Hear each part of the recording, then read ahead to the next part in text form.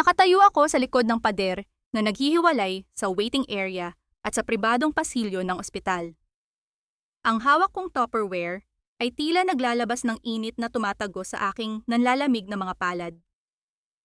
Arroz caldo ito, ang paborito ni Rafael noong bata pa siya kapag nilalagnat.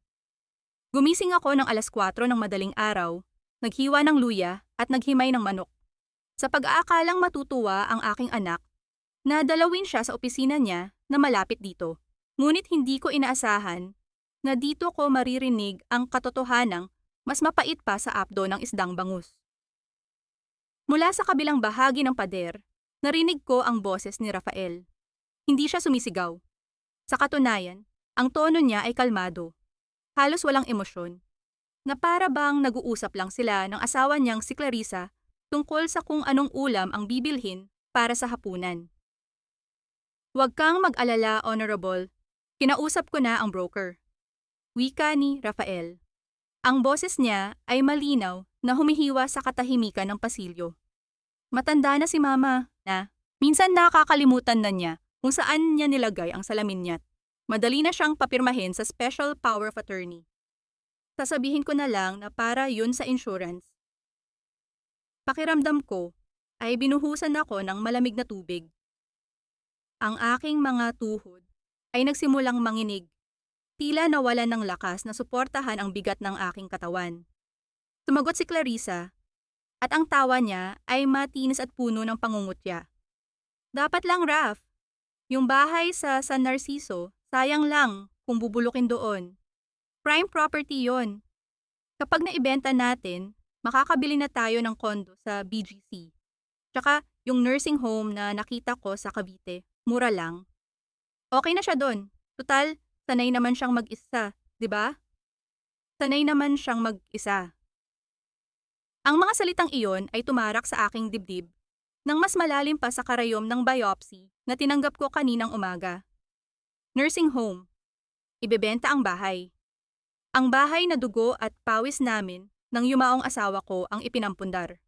Ang bahay kung saan sila lumaki. Tiningnan ko ang hawak kong Tupperware. Ang sabaw ay mainit pa. Puno ng pagmamahal na inilaan ko para sa anak na ngayon ay nagpaplano kung paano ako itatapon. Dahan-dahan, ang aking paningin ay nanlabo dahil sa luhang nagbabadyang pumatak. Ngunit pinigilan ko. Hindi nila ako makikitang umiiyak. Ang puso ko ay pumipintik ng napakabilis at napakalakas sa aking dibdib, na para bang gusto nitong kumawala sa kulungan ng aking mga tadyang. Mas masakit pa ito kaysa sa sinabi ng doktor kanina. Stage 4, pancreatic cancer. May taning na ang buhay ko. Akala ko, iyon na ang pinakamasakit na balita ngayong araw. Nagkamali ako, ang malaman na ang sarili mong laman at dugo ay naghihintay na lang na mawala ka para pagharian ang pinaghirapan mo. Iyon ang tunay na kamatayan. Akmang hahakbang ako palapit para sumbatan sila para ibato sa mukha ni Rafael ang arroz caldo na ito, pero natigilan ako. Ano ang mapapala ko? Aawaan nila ako? O baka lalo lang nilang madaliin ang pagpapatalsik sa akin? Napatingin ako sa bulsa ng aking bestida. Naroon ang isang maliit na kahon ng pelos. Sa loob noon ay ang singsing na may batong ruby. Pamana pa ng lola ko. Bala ko sanang ibigay kay Clarissa ngayon bilang regalo, bilang pasasalamat sa pag-aalaga niya kay Rafael. Kinuha ko ang kahon. Mahigpit ko itong hinawakan hanggang sa bumaon ang mga kanto nito sa aking palad.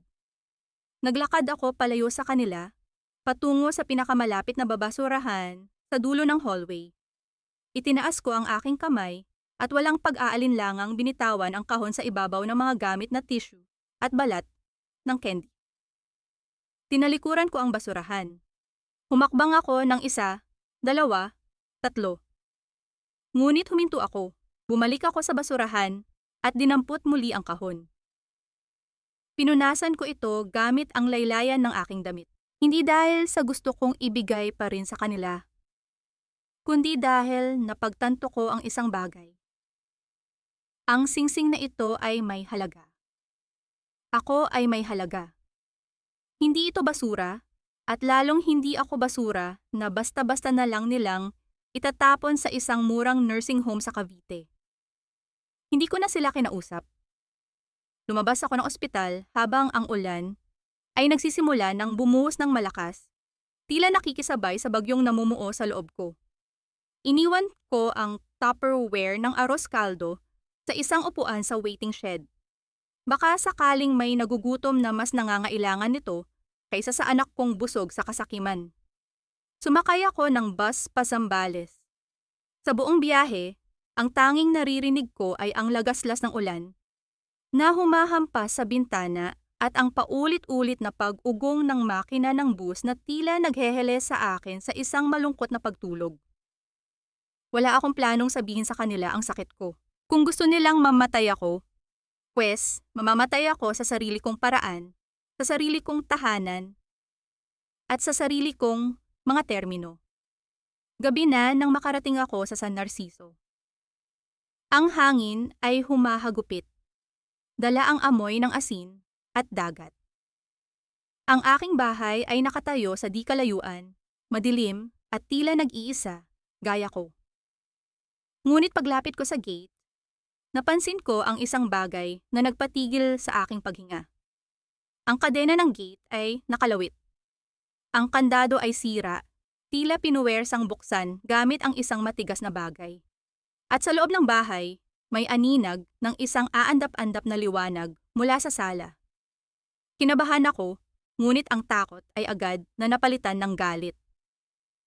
Ito na ba yun? Ipinadala na ba ni Rafael ang mga broker para pasukin ang bahay ko? O may mga magnanakaw na nagsamantala sa kawalan ng tao? Hinawakan ko ng mahigpit ang aking baston. Kung ito na ang huling gabi ko, hindi ako babagsak ng walang laban.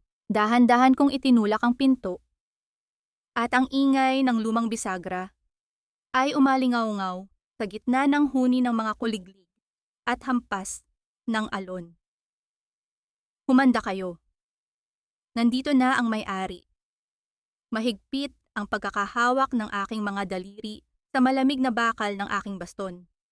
Sa bawat hakbang ko papasok ng aking tahanan, ang lumang sahig na kahoy ay umuugong sa ilalim ng aking bigat.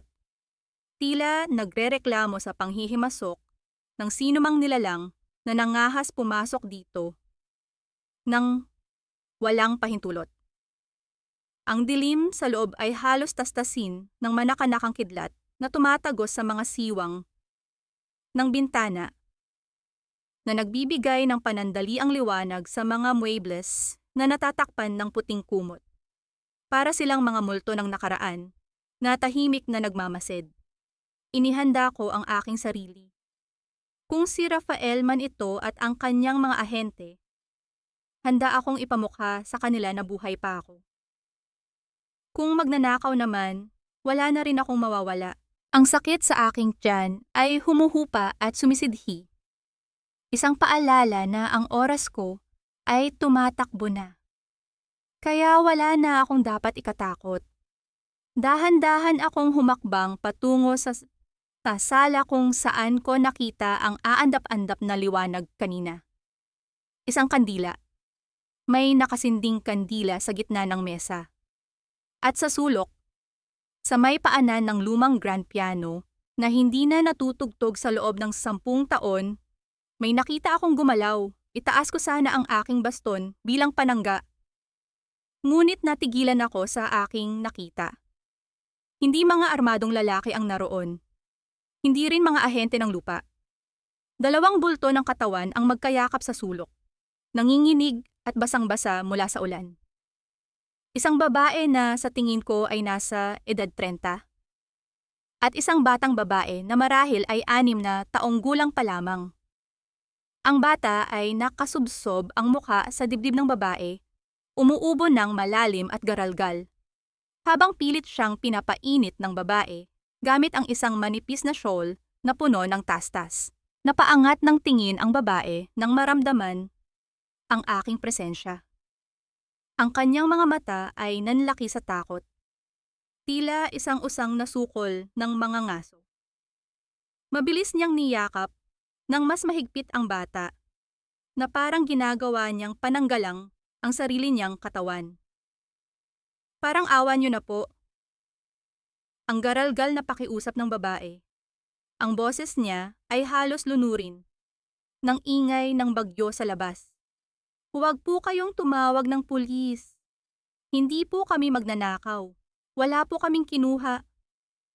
Ibinaba ko ng bahagya ang aking baston, ngunit nanatili akong alerto. Tiningnan ko sila mula ulo hanggang paa. Wala silang dalang malalaking bag. Tanging isang supot na plastik na naglalaman ng ilang damit. Ang kanilang mga paa ay putikan. Tanda ng mahabang paglalakad sa gitna ng unos. Sino kayo? Ang tanong ko. Pilit pinapatigas ang aking boses kahit na ang totoo ay nanghihina na ang aking tuhod. At bakit sinira ninyo ang aking gate? Maribel po. Maribel ang pangalan ko. Mabilis niyang sagot, habang pilit pinupunasan ang tumutulong tubig sa kanyang muka. Nasira po ang kadena nung humampas ang hangin. Pumasok lang po kami para sumilong. Nilalagnat po ang anak ko, si Lucia. Hindi po namin kayang manatili sa labas. Parang awa niyo na po, ma'am. Kahit sa sahig lang po kami. Aalis po kami agad pagtila ng ulan. Lumapit ako ng kaunti upang masuri ang kanyang mukha sa liwanag ng kandila. At doon ko nakita ang hindi itinago ng dilim. Sa kanyang kaliwang pisngi ay may namumuo pang pasa na kulay ube at itim. Sa kanyang braso, na nakalabas dahil sa punit niyang manggas, ay may mga marka ng mahigpit na pagkakahawak ng mga daliri. Mga marka ng karahasan na pamilyar sa akin. Hindi iyon gawa ng bagyo. Gawa iyon ng isang tao. Biglang kumirot ang peklat sa aking puso. Mas masakit pa sa tumor na kumakain sa aking lapay. Naalala ko ang sarili ko. 40 taon na ang nakalilipas. Nakaupo sa sulok ng banyo habang hinihintay na humupa ang galit ng ama ni Rafael. Ang takot na iyon. Ang desperasyon na iyon na protektahan ang anak kahit na ang sarili mo ay durog na. Ang babaeng ito ay hindi kriminal. Siya ay isang ina na tumatakas.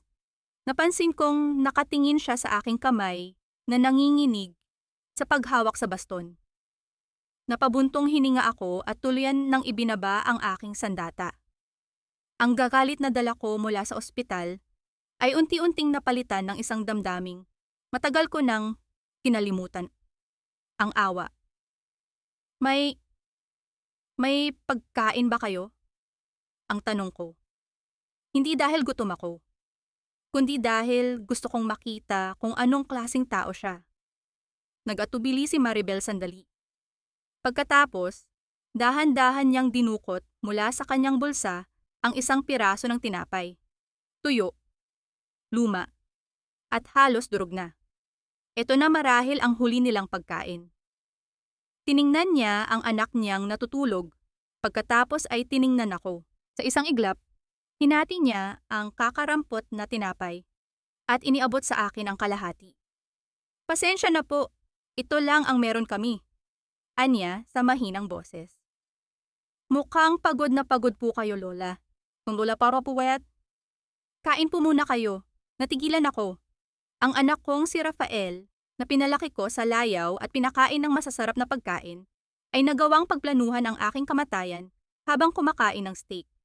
Ang estrangherong ito, na walang-wala at tumatakas sa impyerno, ay handang ibigay sa akin ang kalahati ng kanyang buhay. Inabot ko ang tinapay. Ang tekstura nito ay magaspang sa aking palad, ngunit para itong ginto sa bigat ng kahulugan. Salamat! Ang tanging nasabi ko. Akmang tatalikod ako upang kumuha ng kumot sa kwarto, nang biglang bumaliktad ang sikmura ko. Ang sakit na kanina pa kumikirot sa aking tagiliran ay biglang sumabog na parang bulkang nagising. Ang paningin ko ay umikot. Ang sahig na kahoy ay tila naging dagat na humahampas. Nabitawan ko ang aking baston. Ang tunog ng pagbagsak nito sa sahig ay sinundan ng pagbagsak ng aking sariling katawan. Ang lamig ng kahoy ay dumampi sa aking pisngi. Ang huling bagay na naaninag ng aking lumalabong paningin ay si Maribel. Hindi siya tumakbo palabas para tumakas tangay ang mga pilak na kutsara. Hindi siya naghalungkat ng aking bag. Sa halip, narinig ko ang mabilis na yabag ng kanyang mga paa palapit sa akin. Naramdaman ko ang kanyang mainit at maggaspang na mga kamay na sumalo sa aking ulo bago pa man ito tumama ng tuluyan. Lola? Lola, gising po. Diyos ko, tulungan niyo kami.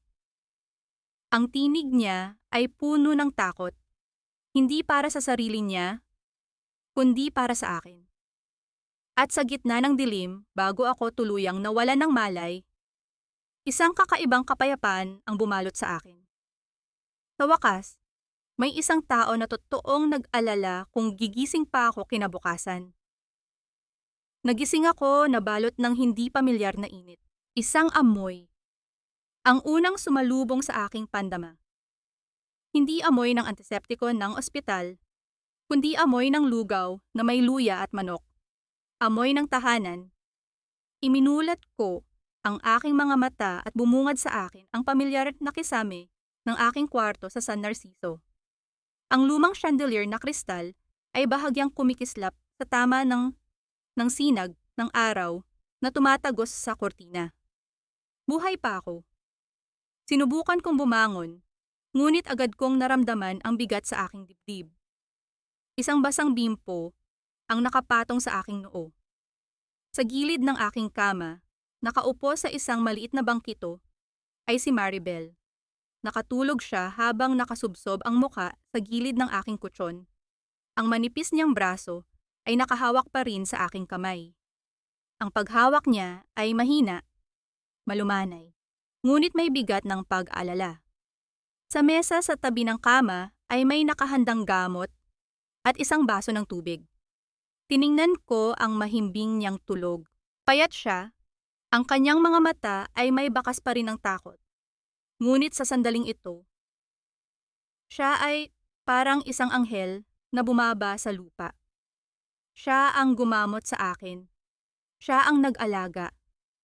Habang ang aking sariling mga anak ay nagpaplano ng aking libing, ang estrangherang ito ang nagbigay sa akin ng muling pag-asa. Dahan-dahan kong inalis ang aking kamay sa kanyang pagkakayakap. Ang bahagyang galaw ay sapat na para magising siya. Napamulat siya at agad na napaupo ng tuwid. Ang kanyang mga mata ay nanlaki sa pag-aalala. Lola, gising na po kayo. Ang boses niya ay may bahid ng pagod ngunit puno ng ginhawa. Kamusta po ang pakiramdam niyo? Natakot po ako kagabi. Ang lakas po ng lagnat niyo. May nahanap po akong gamot sa lumang cabinet niyo. Pinainom ko po sa inyo. Tiningnan ko ang sarili kong lumang cabinet. Ang laging nakakandado. Naalala ko na doon ko tinatago ang emergency kit ko at iba pang mahahalagang dokumento. Hindi siya kumuha ng kahit anong pera. Ang kinuha niya lang ay gamot para sa akin. Salamat Maribel, ang mahinang tugon ko. Pero, paano mo nagawang alagaan ako at ang anak mo? Okay na po si Lucia. Gising na po siya. Naglalaro po siya sa sala. Sagot niya, at napansin ko ang isang kakaibang kinang sa kanyang mga mata. Ginawa ko po ang lahat para matulungan kayo, Lola. Utang na loob ko po yan sa inyo. Kayo po ang nagbigay sa amin ng silungan. Utang na loob. Isang salitang napakabihira kong marinig sa mga anak ko. Ngunit lumabas ng napakadali mula sa labi ng estrangherong ito. Umupo ako ng dahan-dahan. Inaalalayan ang aking sarili. Ang sakit sa tiyan ko ay tila nagpahinga ng kaunti. Napagmasdan ko ang paligid ng kwarto. Ang lumang kurtina na laging may amoy alikabok ay sariwa na ngayon. Ang mga larawan sa dingding ay nakasabit ng tuwid. May maliit na florera sa mesa, naglalaman ng sariwang bulaklak mula sa hardin. Ang bahay na ito ay matagal nang hindi nakakaranas ng ganitong uri ng pag-aalaga. Maribel, ang tawag ko, at tiningnan ko siya ng diretso sa kanyang mga mata. May gusto akong sabihin sa'yo. Nanatili siyang tahimik. Hinihintay ang aking sasabihin. Hindi ako ang may-ari ng bahay na ito. Ang pagsisinungaling ko, ngunit sa pagkakataong ito, hindi para lokohin siya, kundi para bigyan siya ng pagkakataon na magdesisyon ng walang pasanin ng utang na loob sa isang matanda na tila nasa bingit na ng kamatayan. Ako ang matandang katiwala lang dito. Ang tunay na may-ari ay nasa Maynila. At babalik sila sa 1 linggo para ibenta ang bahay na ito. Nakita ko ang pagbabago sa kanyang ekspresyon. Mula sa pag-asa ay napalitan ito ng lungkot. Pag-aalala para sa kanya at sa kanyang anak. Kung ganun po, aalis na po kami. Maghahanap na lang po ako ng ibang masisilungan. Hindi, mabilis kong pigil. May alok ako sa iyo. Napatingin siya sa akin nang may pagtataka. Kailangan ko ng tulong. Matanda na ako, Maribel. May sakit din ako. Kaya madalas akong mawalan ng malay. Pagpapatuloy ko, sinasadya kong gawing mahina ang aking boses para mas lalong magmukhang kawawa. Kailangan ko ng mag-aalaga sa akin. Kailangan ko ng magpapakain sa akin. Kailangan ko ng maglilinis ng bahay na ito. At higit sa lahat, kailangan ko ng magpapanggap na ako ang may-ari kapag dumating ang mga may-ari. Ano po ang ibig niyong sabihin, Lola? Tanong niya, ang kanyang tinig ay may bahid ng pagkalito. Gusto kong manatili ka dito, Maribel, ikaw at si Lucia. Ang paliwanag ko. Walang renta. Wala kang babayaran. Ang kapalit lang ay ang pag-aalaga sa akin at sa bahay na ito. Kailangan kong maipakita sa mga may-ari na ang bahay na ito ay hindi dapat ibenta. Na may buhay pa rito. May isang sandali ng katahimikan. Ang tunog ng mga alon mula sa dagat ay malumanay na umaabot sa bintana. Sinasaliwan ang tahimik na pag-iisip ni Maribel. Nakita ko ang bigat ng desisyon sa kanyang mga mata. Ang pag-aalaga sa isang matandang may sakit ay hindi madali. Ngunit ang kalayaan at seguridad na inaalok ko ay isang bagay na matagal na niyang hinahanap. Sa wakas, ngumiti siya. Hindi iyon isang malaking ngiti, kundi isang ngiti na may bahid ng pagod, ngunit puno ng pasasalamat. Opo, Lola. Gagawin ko po. Aalagaan ko po kayo. Aalagaan ko po ang bahay na ito. Kahit ano po, basta po may matirhan kami ng anak ko. Ang salitang kahit ano ay nagdulot ng kakaibang damdamin sa aking dibdib. Ito ang katagang ginagamit ko rin noon para lang makasama ang mga anak ko. Ngunit ngayon, para sa estrangherong ito, ang kahit ano ay nangangahulugang kaligtasan. Kung ganun, sabi ko, at inabot ko sa kanya ang isang lumang susi. Ito ang susi sa bahay. Ang susi na hindi ko kailanman naibigay sa mga anak ko. Ikaw ang hahawak nito. Ikaw ang magiging katiwala ng bahay na ito. Ang kanyang mga mata ay nanlaki nang kunin niya ang susi. Ang bigat ng metal sa kanyang palad ay tila kumakatawan sa bigat ng bagong responsibilidad na ipinagkatiwala ko. Salamat po, Lola, bulong niya. Ang mga mata niya ay nagpatak ng luha. Ngunit ngayon ay luha ng pasasalamat. Maraming salamat po. Ngunit sa gitna ng kanyang pasasalamat, may isang bagay na nagpakirot sa akin. Ang susi. Ang bahay na ito. Ang lahat ng ito ay pansamantala lang. Alam kong darating ang araw na babalik ang mga tunay na may-ari at susubukan nilang kunin ang lahat. Hindi ko alam kung gaano katagal ko pang mapoprotektahan si Maribel at kung gaano katagal ko pang maitatago ang lahat ng lihim ko sa kanila. Habang hinahawakan ni Maribel ang susi ng mahigpit, tila isang panangga sa mundo, tumunog ang teleponong landline sa sala. Isang lumang telepono na halos hindi ko na ginagamit. Narinig ko ang mahina ngunit malinaw na boses ni Rafael mula sa kabilang linya. Hindi niya alam na ako ang sumagot. Ma, alam kong nasa bahay ka. Huwag kang magkunwari. Sa linggo, pupunta kami dyan, kasama ang mga broker. Huwag kang magtatago.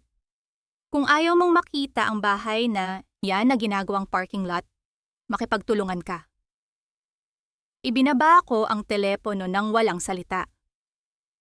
Ang susi sa kamay ni Maribel ay biglang tila hindi na isang simbolo ng pag-asa, kundi isang pabigat. Ang bagyong nasa labas ay tila humupa, ngunit ang bagyo sa aking puso at sa buhay ni Maribel ay nagsisimula pa lang. Ang mga salita ni Rafael sa telepono ay tila mga anino na sumusunod sa akin sa bawat sulok ng bahay. Kung ayaw mong makita ang bahay na yan na ginagawang parking lot, makipagtulungan ka. Ang boses niyang iyon na puno ng pagbabanta ay patuloy na umuukit sa aking isipan. Hindi ko hahayaang mangyari iyon. Hindi ko hahayaang mawala ang huling piraso ng aking alaala at dignidad. Kinabukasan, habang nag-aalmusal kami ni Maribel ng tinapay at kape, tiningnan ko ang kanyang mga kamay. Matitibay ang kanyang mga daliri, may bakas ng matinding paggawa, ngunit may taglay na kakaibang kasanayan. Nakita ko ang kanyang tiyaga habang nililinis niya ang lumang aparador at ang pagmamahal niya habang pinaplansa ang mga kurtina. Nagbunga ang pag-aalaga niya at ang bahay ay nagkaroon muli ng buhay. Maribel, ang simula ko, may naisip ako. Napaangat siya ng tingin. Ang kanyang mga mata ay nagtatanong.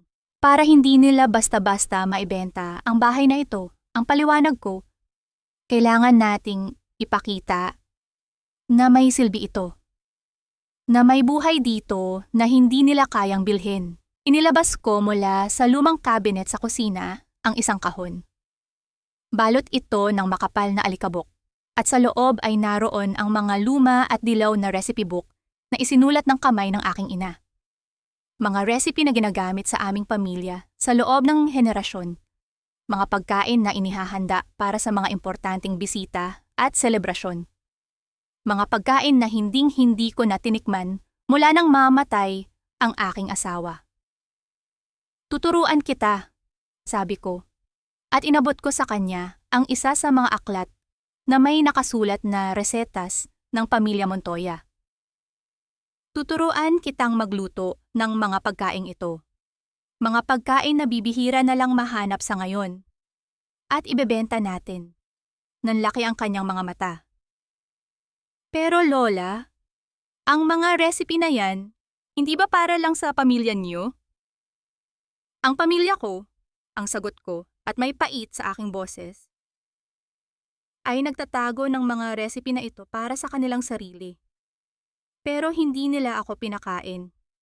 Hindi nila ako inalagaan. Mas karapat-dapat kang matuto nito kaysa sa kanila. Mula noon, ang lumang kusina ay naging aming lihim na kaharian.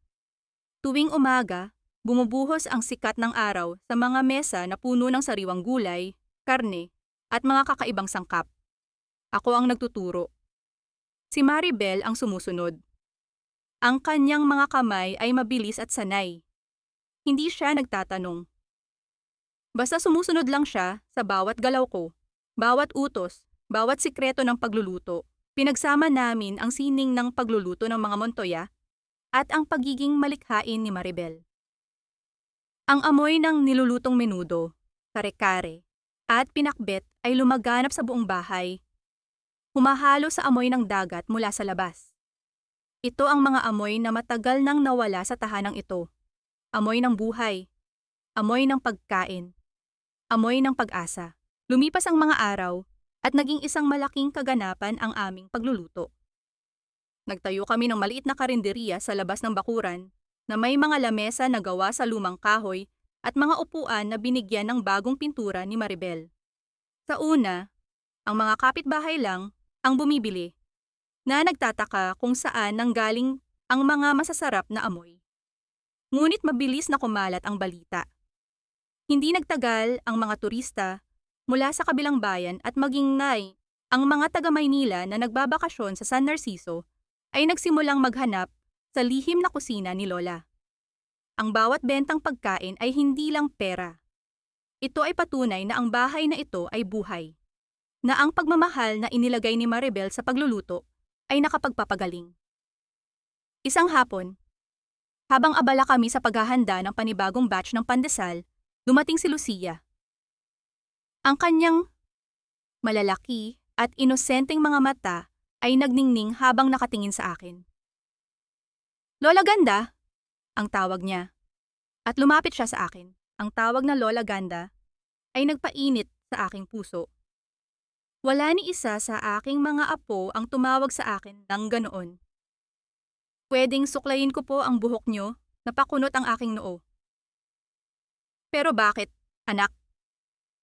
Ngumiti siya ng matamis. "Kasi po, para po kayong prinsesa, Lola Ganda. Gusto ko po kayong gawing mas maganda pa."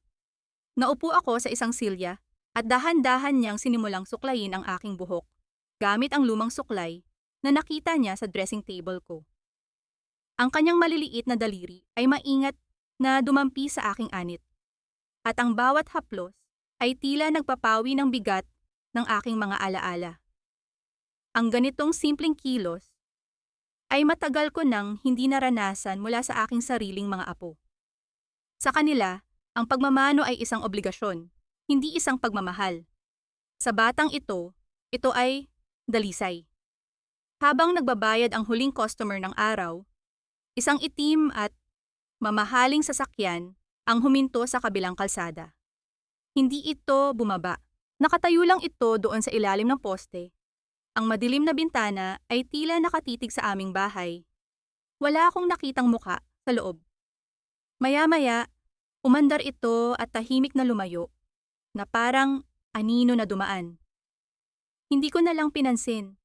Marahil ay naligaw lang. Ang mahalaga ay ang pera na nasa supot sa aking kamay. Lumampas na kami sa target na ibinanggit ko kay Maribel. Gabi na.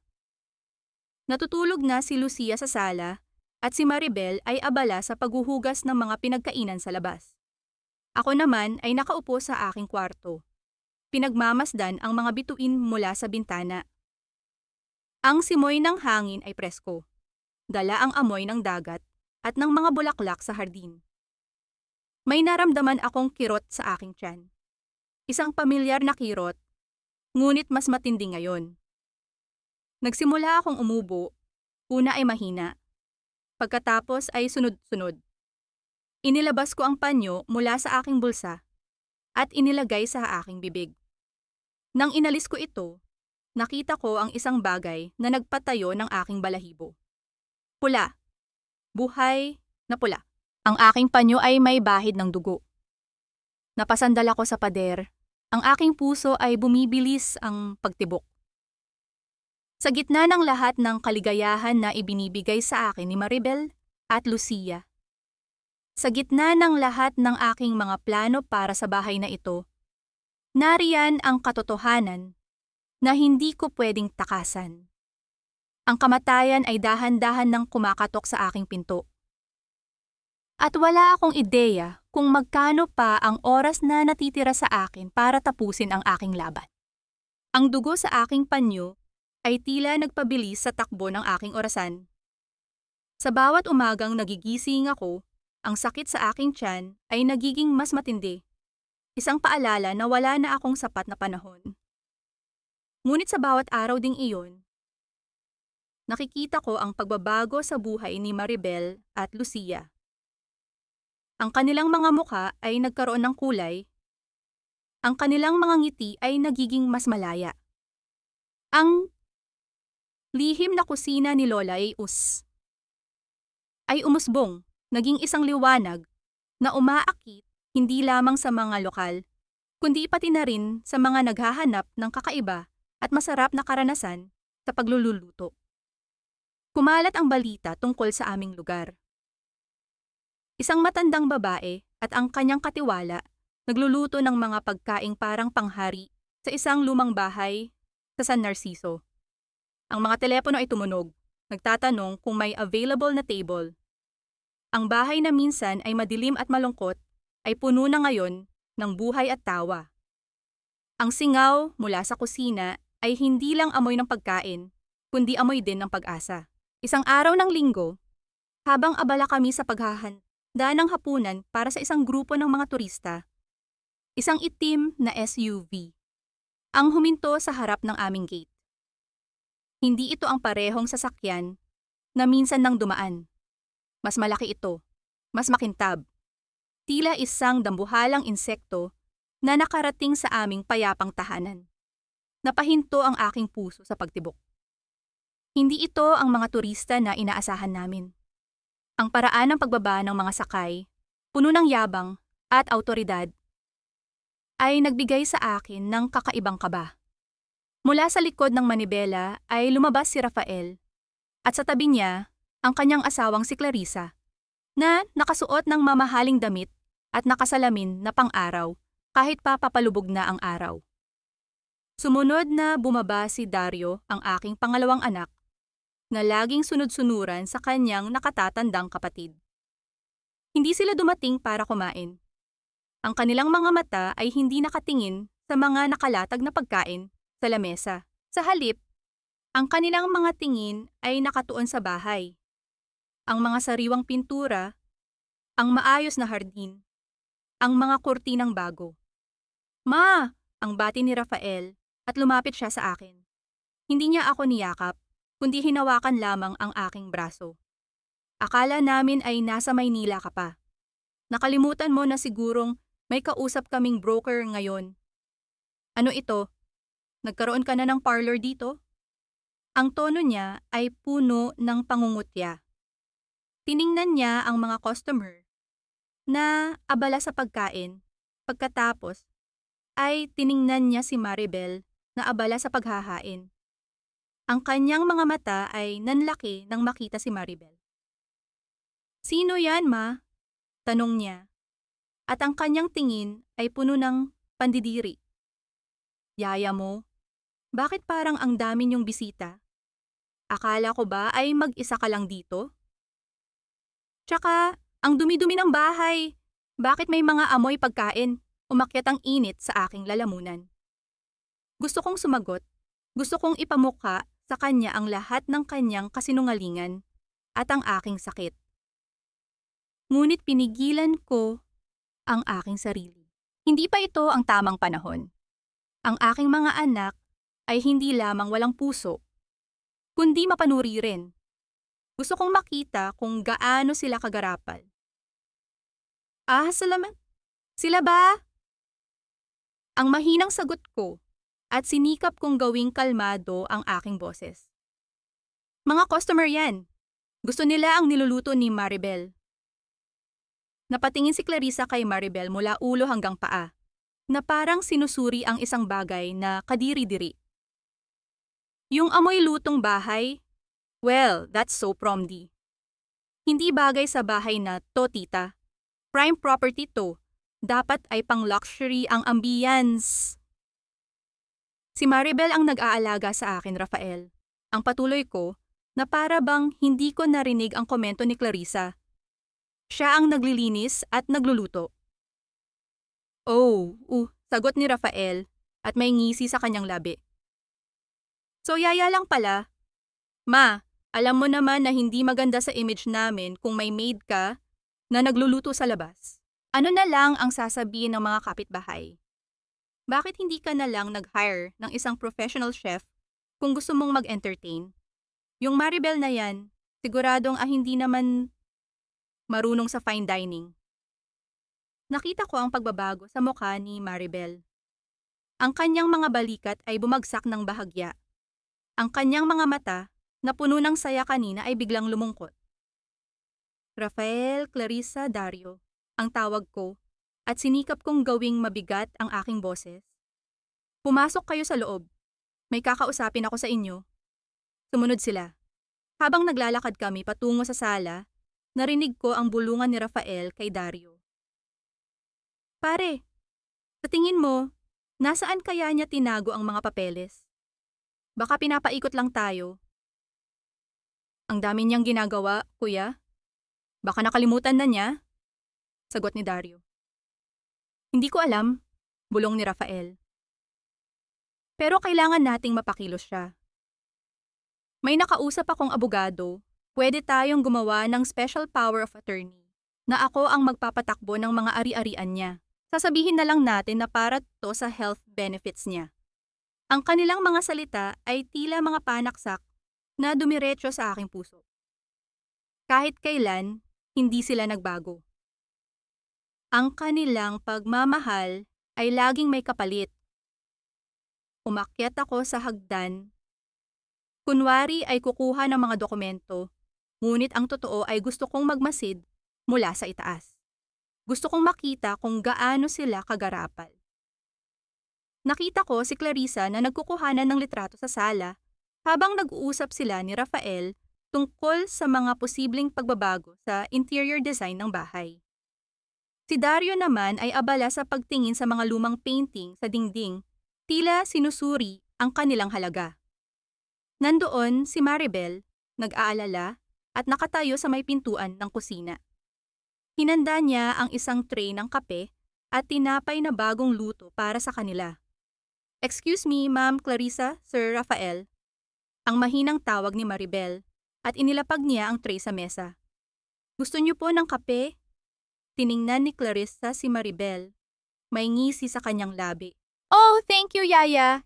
Ikaw ba ang nagluto niyan? Opo. Sagot ni Maribel. Ang kanyang boses ay mahina. Okay. Go ahead.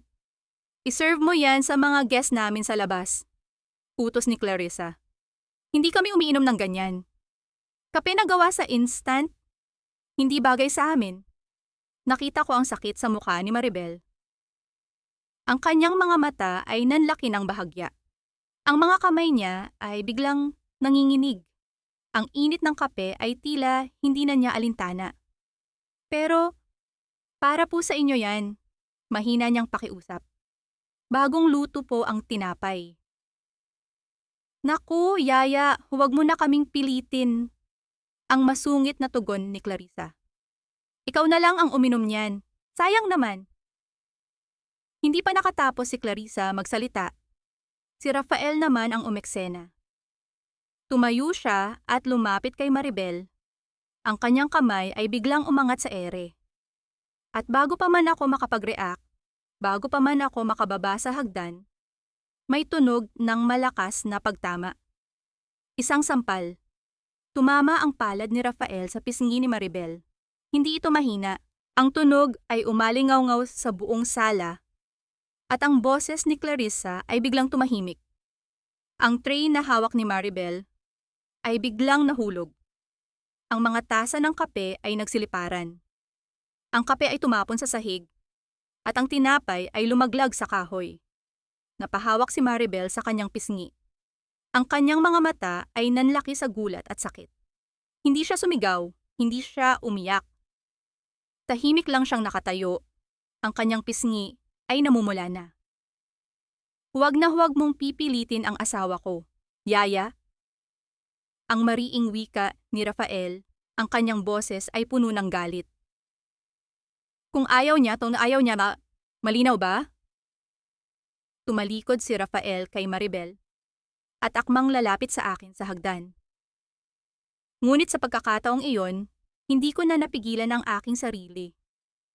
Ang pagod ko, ang sakit ko, ang galit ko, ang pagmamahal ko kay Maribel, ang lahat ng iyon ay nagsama-sama, naging isang malaking apoy na umakyat sa aking lalamunan. Bumaba ako sa hagdan. Ang aking mga mata ay nakatuon kay Rafael. Ang aking mga hakbang ay matatag. Puno ng lakas na hindi ko alam kung saan nanggaling. Bitiwan mo siya.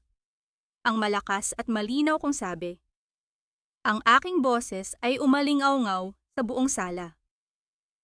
Rafael, Clarissa, Dario, bitiwan niyo siya. Nagulat sila. Napaatras si Rafael. Napatigil si Clarissa sa kanyang pag-arte. At doon ko nakita ang tunay na takot sa kanilang mga mata. Takot sa akin. Takot sa isang matandang babae na akala nila ay malapit nang mamatay. Hindi sila mga buwitre na naghahanap ng bangkay. Sila ay mga buwitre na naghahanap ng biktima. At hindi ko hahayaang maging biktima si Maribel. Hindi ko hahayaang maging biktima ang sarili ko. Ang init ng aking galit ay tila nagpabilis sa tibok ng aking puso. Tumayo ako sa ibaba ng hagdan. Ang aking mga mata ay nakatitig ng matalim kay Rafael. Ang aking mga anak at manugang ay nanatili sa kanilang kinatatayuan. Tila mga estatwa na biglang nabuhay sa aking presensya. Hindi ko alam kung anong karapatan ninyo na gawin yan sa isang tao sa loob ng bahay ko.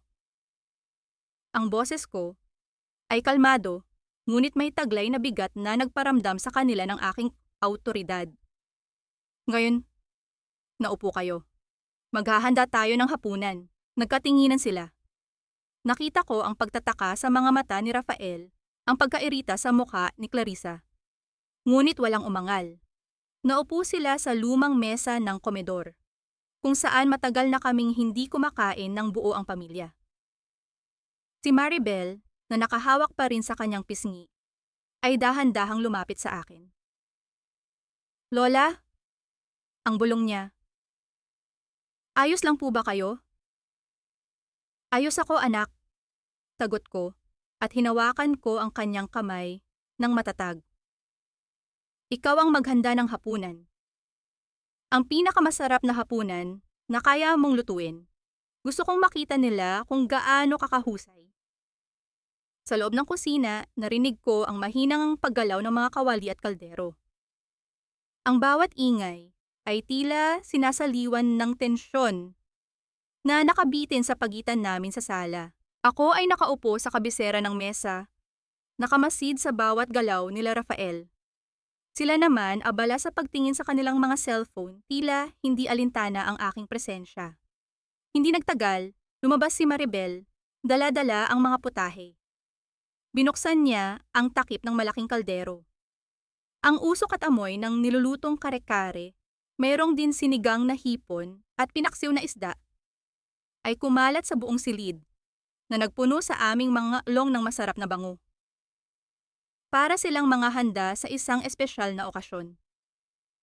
Inilapag ni Maribel ang mga ulam sa mesa, ngunit hindi siya naupo.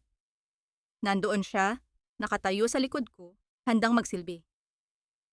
Kain na kayo, anyaya ko. Tahimik silang nagsimulang kumuha ng pagkain. Sa una, ang bawat isa ay tila nag-aatubili. Ngunit nang matikman nila ang niluto ni Maribel, nakita ko ang pagbabago sa kanilang mga ekspresyon. Ang mga mata ni Rafael ay nanlaki ng bahagya. Si Dario naman ay mabilis na kumuha ng pangalawang serving. Ito ba ang niluluto ng yaya mo, ma? Tanong ni Clarissa, habang pilit kinukubli ang paghanga sa kanyang boses. Ang simple lang, pero masarap. Parang pang-prom deal lang ang lasa. Hindi siya tumigil sa pagdaing, ngunit ang plato niya ay unti-unting nauubos. Nilalagyan pa niya ng sabaw ang kanin. Nagpuno ang mesa ng tunog ng mga kubyertos na dumadampi sa plato at mga mahihinang nangunguya. Masarap pala ang karinderiya mo, Lola. Ang puna ni Rafael na para bang isang kritiko ng pagkain. Pero syempre, ang bahay na to, ma, hindi pwedeng gawing karinderiya. Sayang ang halaga. May nakausap akong buyer, ma. Gusto niya ang location. Malaki ang ibibigay. Kaya, eto na ang mga papeles, ma. Pirmahan mo na lang para matapos na ang lahat. Nilabas ni Rafael mula sa kanyang maletang abogado ang isang folder at inilapag sa mesa sa tapat ko. Mga dokumento ito, mga papeles na sa tingin niya ay magbibigay sa kanya ng kapangyarihan sa aking ari-arian. Tiningnan ko ang mga papeles. Pagkatapos ay tiningnan ko si Rafael. Walang bakas ng pag-aalala sa kanyang mukha. Walang bakas ng pagmamahal. Tanging kasakiman lamang. Sabi ko na nga ba? Wika ko, at may pait sa aking boses. Ang pagmamahal ninyo sa akin ay laging may kapalit. Hindi ninyo kailanman naisip kung ano ang gusto ko. Ma? Para naman sa iyo yan, pilit niyang pinalambing ang boses. Para may pambayad tayo sa ospital mo. Para may pambili ka ng gamot. Hindi mo na kailangan magpakahirap sa pagluluto. Sa ilalim ng mesa, habang abala si Rafael sa pagsasalita, naramdaman ko ang maliliit na daliri ni Maribel na dahan-dahang gumapang sa aking binti. Marahan niyang minamasahe ang aking tuhod. Ang kanyang paghawak ay banayad, ngunit puno ng pag-aalala. Ito ang pag-aalaga na hindi ko kailanman naramdaman mula sa aking sariling mga anak. Ang kanilang mga kamay ay abala sa paghawak ng mga papel, habang ang kamay ni Maribel, ang estranghero, ay abala sa pagpapagaan ng aking sakit. Hindi ko kailangan ng pera ninyo, ang sagot ko, at inilipat ko ang aking tingin kay Maribel. Ang kailangan ko ay kapayapaan at pagmamahal na walang kapalit. May ngiti ako sa labi. Kinuha ko ang isang piraso ng karne mula sa kare-kare, ang pinakamalaking piraso na may kasamang malambot na litid. Inilagay ko ito sa plato ni Maribel. Kain ka anak, wika ko, at ngumiti ako sa kanya. Ikaw ang nagluto nito. Ikaw ang mas karapat dapat kumain nito. Napatingin sa amin ang lahat. Nanlaki ang mga mata ni Clarissa. Napahinto si Rafael sa pagsasalita. Si Dario ay nagulat sa aking ginawa. Nakita ko ang bigat ng inggit sa kanilang mga muka. Ang kare-kare ay ang paborito ni Rafael, at ang litid ang pinakapaborito niya. Ngumiti si Maribel, ang kanyang mga mata ay puno ng pasasalamat. At doon, sa gitna ng hapunan, ng pagkukunwari, naramdaman ko ang tunay na kaganapan, ang golden moment. Ma? Ang tawag ni Rafael, ang kanyang boses, ay tila may bahid ng inggit. Ano yan? Ang dami ng nakakain ng yaya mo. Hindi ba dapat ay kami ang pinaglilingkuran niya? Hindi ako sumagot. Sa halip, kinuha ko ang maliit na susi na inilagay ko sa aking bulsa kanina. Ang susi sa lumang cabinet kung saan ko tinatago ang aking di sinasadyang ipon at ilang mahahalagang dokumento. Lihim kong inilagay ito sa kamay ni Maribel, sa ilalim ng mesa, habang patuloy niyang minamasahe ang aking binti. Naramdaman ni Maribel ang susi. Nagkatinginan kami. Ang kanyang mga mata ay nagtatanong, ngunit nagbigay ako ng isang maliit na tango. Isang tango na nagsasabing, hawakan mo ito, ingatan mo ito. Patuloy akong nagkukunwari na binabasa ang mga papeles ni Rafael, ngunit ang aking isipan ay abala sa pagpaplano. Habang nagpapatuloy ang hapunan at ang kanilang mga bibig ay abala sa pagdaing at pagsumpa, isang bagay ang nagpabilis sa aking puso. Si Lucia na tahimik na nakaupo sa tabi ni Maribel ay abala sa pagpipinta ng kanyang mga kuko gamit ang isang maliit na bote ng nail polish na regalo ko. Masaya siya, walang malay sa tensyon sa pagitan namin. Biglang, sa isang iglap, tila aksidenteng nahulog ni Clarissa ang baso ng mainit na sabaw ng sinigang na hawak niya. Hindi ito basta-basta nahulog. Ito ay tila itinapon. Ang mainit na sabaw ay tumapon ng direkta sa braso ni Lucia. Naku, pasensya na, yaya, ang mayabang na sabi ni Clarissa, at may ngisi sa kanyang labi. Ang gulo-gulo kasi ng bata. Hindi ka marunong mag-alaga. Tingnan mo, nadali pa ang anak mo. Napasigaw si Lucia sa sakit. Ang kanyang maliliit na kamay ay agad na hinawakan ang kanyang braso. Ang kanyang mukha ay namula sa luha. Lucia! Sigaw ni Maribel. Ang kanyang boses ay puno ng takot at galit. Agad niyang niyakap ang kanyang anak habang tinitingnan niya si Clarissa nang may pagkapuot. Ang pagkapuot na iyon ay hindi lamang para sa kanyang anak, kundi para sa lahat ng sakit na dinanas niya sa kamay ng mga taong mayayabang. Ang mesa ay nabalot ng katahimikan. Lahat kami ay nakatingin kay Lucia, na patuloy na umiiyak. Ngunit si Clarissa ay nakangisi pa rin. Ang galit ko ay umakyat sa aking ulo, hindi na ito tungkol sa akin. Ito ay tungkol sa isang inosenteng bata. Ang sigaw ni Lucia, kasama ng pagbuhos ng mainit na sabaw sa kanyang balat, ay tila nagpabukas sa isang lalim ng galit sa puso ni Maribel na matagal nang nakakulong. Sa isang iglap, nawala ang takot niya kay Clarissa. Ang tanging nakikita niya ay ang paghihirap ng kanyang anak. Ngunit bago pa man siya makapagsalita, bago pa man niya mahawakan ang namumuong pasa sa pisngi ni Clarissa, pinigilan ko siya. Hinawakan ko ang kanyang kamay ng mahigpit, isang paghawak na nagsasabing, "Wag, hindi pa ngayon." Umalis sila Rafael kinagabihan, nagbabanta na babalik sila. Ang kanilang mga mukha ay puno ng pagkairita at pagkapuot. Lalo na nang makita nila ang pag-aalaga ni Maribel kay Lucia at ang aking pagtatanggol sa kanilang dalawa. Alam kong hindi sila titigil doon. Ang kuko ng kanilang kasakiman ay mas matalas kaysa sa akala ko. Kinabukasan, ang payapang buhay sa lihim na kusina ni Lola ay biglang nagbago.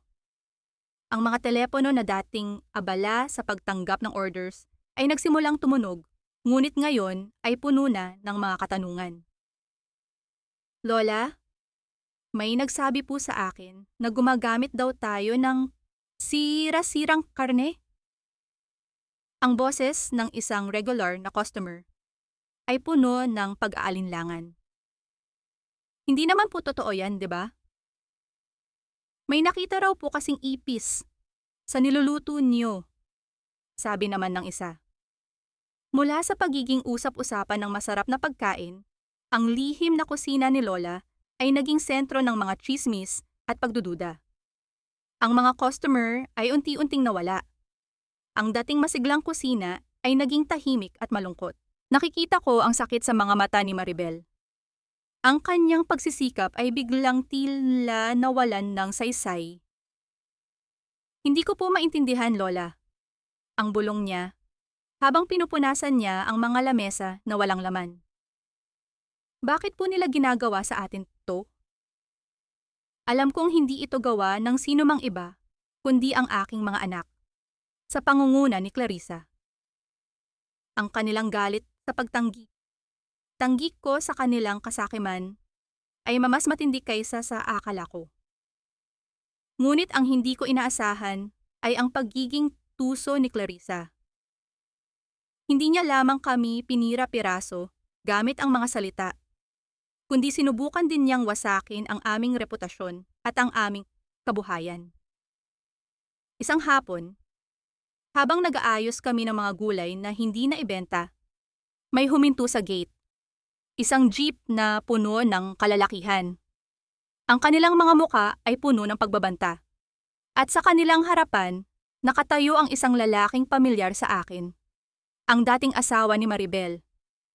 Ang Ginoo na lumumpo sa kanya sa takot. Ang ama ni Lucia. "Maribel! Lumabas ka dyan, bruha!"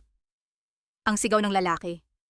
Ang kanyang boses ay nangingibabaw sa ingay ng hangin. "Alam ko na narito ka. Ibalik mo ang anak ko. Kung hindi, sisirain ko ang lugar na ito." Napatayo si Maribel. Ang kanyang mukha ay namutla. Ang takot na minsan nang nakaukit sa kanyang mga mata ay bumalik. Hinawakan niya ng mahigpit ang kanyang braso.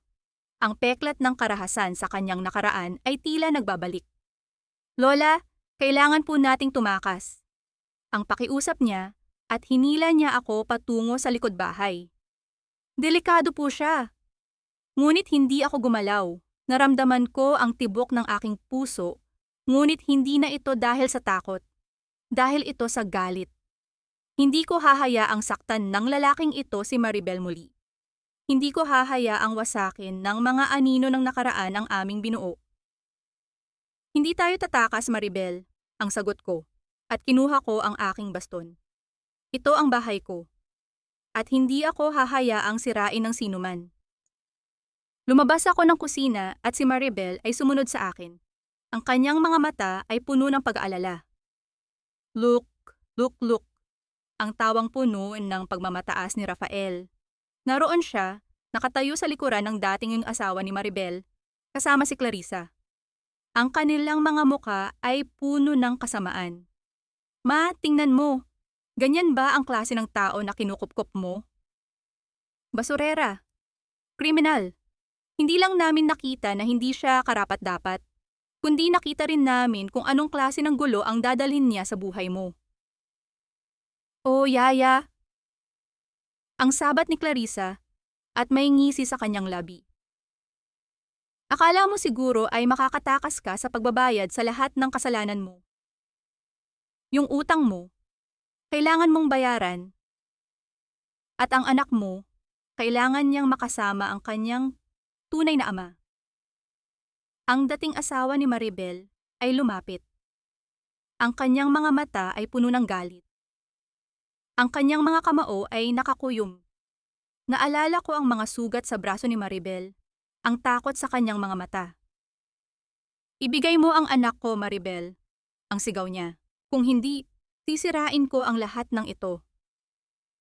Ang mga kasama niyang kalalakihan ay nagsimulang magbato ng bato sa aming karinderiya. Nabasag ang ilang plato at ang iba pang mga gamit ay nagkalat sa sahig. Si Lucia, na nakikinig sa loob, ay sumigaw sa takot. Ngunit hindi ako umatras. Ang aking lumang balat ay may mga kulubot. Ang aking mga buto ay marupok na. Ngunit sa sandaling iyon, naramdaman ko ang kakaibang lakas na dumadaloy sa aking ugat. Pumunta ako sa likod ng lumang aparador at doon, sa ilalim ng mga lumang kumot, ay naroon ang isang bagay na matagal ko nang itinago. Ang lumang baril ng aking yumaong asawa, isang shotgun. Kinuha ko ito. Ang bigat ng metal ay pamilyar sa aking mga kamay. Lumabas ako muli sa harap nila. Tumigil kayo! Ang malakas kong utos. Ang aking boses ay umalingaw-ngaw sa buong bakuran. Nagulat ang lahat, napatigil ang mga kalalakihan sa pagbato. Ang dating asawa ni Maribel ay nanlaki ang mga mata. Maging sila Rafael ay natigilan sa kanilang pagtawa. Itinaas ko ang baril, itinuon ito sa mga nagbabanta. Ang aking kamay ay nanginginig. Hindi dahil sa takot, kundi dahil sa matinding galit. Isang hakbang pa, ang mariing wika ko, at ang aking tinig ay puno ng awtoridad na hindi nila inaasahan. At ipaparamdam ko sa inyo kung gaano kasakit ang mawalan ng lahat. Nakita ko ang takot sa kanilang mga mata. Ang baril ay luma na. Ngunit ang babala ko ay napakalinaw. Unti-unting umatras ang dating asawa ni Maribel at ang kanyang mga kasama. Lumayo sila, ang kanilang mga mukha ay puno ng pagkabigo at galit. Ngunit hindi pa rin umalis sila Rafael at Clarissa. Nanatili sila doon, nakatitig sa akin ng may pagkamuhi. Ma, ano ka ba? Ang tanong ni Rafael, ang boses niya ay may bahid ng pagtataka at takot. Nagbabanta ka na ba ngayon? Hindi ko ito kailangan. Ang sagot ko, at ibinaba ko ang baril, ngunit hindi ko ito binitawan. Ngunit kung kinakailangan para protektahan ang mga taong mahalaga sa akin, gagawin ko. Naramdaman ko ang pagod na unti-unting kumakalat sa aking katawan. Ang adrenaline na nagbigay sa akin ng lakas ay humupa. Ngunit bago pa man ako tuluyang mawala ng lakas, kinuha ko ang aking cellphone. Tumawag ako. Ang aking mga daliri ay nanginginig habang idinadial ang numero. Hello? Ang sabi ko sa kabilang linya. Attorney Santiago? Ako ito, si Isabela Montoya. Kailangan ko ang tulong mo. Kailangan nating simulan ang Plan B. Ngayon na. Nang ibaba ko ang telepono, naramdaman ko ang isang biglaang pagkirot sa aking tiyan. Isang matalim, matinding kirot na nagpadilim sa aking paningin. Ang lamig ay umakyat mula sa aking mga paa hanggang sa aking ulo. Ang baril ay nahulog mula sa aking mga kamay. Maribel, Rafael, Clarissa, Dario. Ang mga pangalan nila ay tila nagiging malabo sa aking isipan. Napahawak ako sa aking ilong. Mainit, may basa. Mula sa aking ilong, may umaagos na likido. Pula. Ang aking paningin ay tuluyang nagdilim. Ang tanging narinig ko ay ang huling sigaw ni Maribel. Nabalik lamang ang aking diwa sa loob ng isang silid na puno ng amoy ng gamot at pag-asa. Pag-asang hindi ko na halos maramdaman. Ang puting kisame ay tila umiikot. Ang lamig sa aking katawan ay humahabol sa aking hininga. Ang aking lalamunan ay tuyong-tuyo. Narinig ko ang mahihinang usapan sa aking paligid. Boses ng mga nurse, ng mga doktor. Ngunit may isang boses na mas malinaw sa lahat. Rafael, wala na tayong magagawa. Ang pancreas niya, ubos na. Ang sabi ng doktor. Ang kanyang boses ay malungkot at puno ng awa. Ilang araw na lang, Rafael. Kailangan nating tanggapin. Ilang araw na lang. Ang mga salitang iyon ay tumimo sa aking puso. Hindi na ito isang lihim. Ang aking kamatayan ay malapit na. Sinubukan kong imulat ang aking mga mata. Ang liwanag ay matalim. Nakita ko si Rafael, nakatayo sa tabi ng aking kama. Ang kanyang mukha ay seryoso. Ngunit ang kanyang mga mata ay hindi nakatingin sa akin. Nakatingin sila sa aking bag na nakasabit sa gilid ng kama. Pero Doc, wala ba tayong magagawa para pahabain? Tanong ni Clarissa na nakasandal sa pader. Ang kanyang mga kamay ay nakakuyom. Ibig sabihin mabilis na siyang aalis? Hindi pa nga niya naaayos ang mga papeles sa bahay.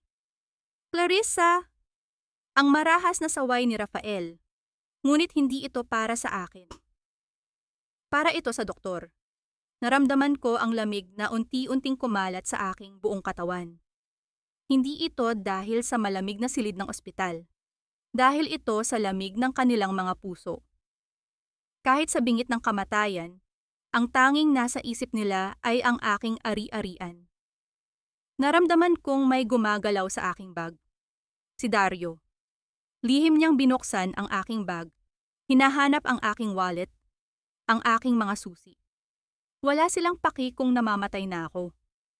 Ang gusto lang nila ay ang magmana. Biglang umalingaw-ngaw ang isang sigaw mula sa labas ng pinto. Gusto kong makita si Lola. Gusto kong makita si Lola Isabela. Si Maribel. Ang kanyang boses ay puno ng takot at pag-aalala. Huwag kayong maingay. Ano ba kayo? Wala kayong respeto? Ang matinis na boses ni Clarissa. Hindi ka pwedeng pumasok dito. Sino ka ba? Yaya ka lang. Lumabas ka dyan. Narinig ko ang pagtulak. Naramdaman ko ang paggalaw ng pinto. Alam kong pilit nilang pinipigilan si Maribel na makapasok. Sa isang iglap, tiningnan ko ang bintana. Ang ulan ay bumubuhos ng malakas. Nakita ko ang isang anino sa labas. Si Maribel. Nakatayo siya doon, nakatingin sa akin mula sa salamin. Ang kanyang mukha ay puno ng luha. Ang kanyang mga kamay ay nakadampi sa salamin, tila pilit na inaabot ako. Siya. Ang estranghero. Ang nagmamalasakit sa akin. Naramdaman ko ang bigat ng sakit sa aking tiyan. Ang aking mga mata ay naging malabo. Ngunit sa gitna ng lahat ng aking paghihirap, may isang bagay na nagbigay sa akin ng kakaibang lakas. Hindi ako hahayaang mamatay na parang isang basahan. Sinubukan kong magsalita. Rafael! Agad na lumapit si Rafael sa aking kama. Ang kanyang muka ay puno ng pag-asa. Ma? May gusto ka bang sabihin? Ano yun, Ma? Tungkol ba sa bahay? Gusto mo bang ipamana sa akin? Sabihin mo lang, Ma. Makikinig ako. Inilapit niya ang kanyang tainga sa aking bibig. Naghihintay ng aking huling salita. Nakita ko ang kasakiman sa kanyang mga mata. Ang pagkauhaw sa aking ari-arian. Rafael, ang mahina kong bulong. Ikaw, ay, hayop. Hindi niya ito narinig ng malinaw. Ang kanyang mukha ay nanatiling blangko. Ano ma? Hayop. Sino ang hayop ma? Si Maribel ba? Huwag kang mag-alala ma. Aalisin ko siya. Ibabalik ko siya kung saan siya nanggaling. Huminga ako ng malalim. Ang aking mga mata ay nakatitig sa kisame. Hindi niya ako narinig. Hindi niya ako kailanman narinig. Naramdaman ko ang isang pamilyar na kamay na humawak sa aking pulso. Ito ang doktor. Sinusuri niya ang aking pulso. Ang kanyang mukha ay seryoso. Rafael, ang mahinang sabi ng doktor. Meron akong masamang balita. Ang pulso niya, humihina na. Naramdaman ko ang padami ng tao sa aking silid.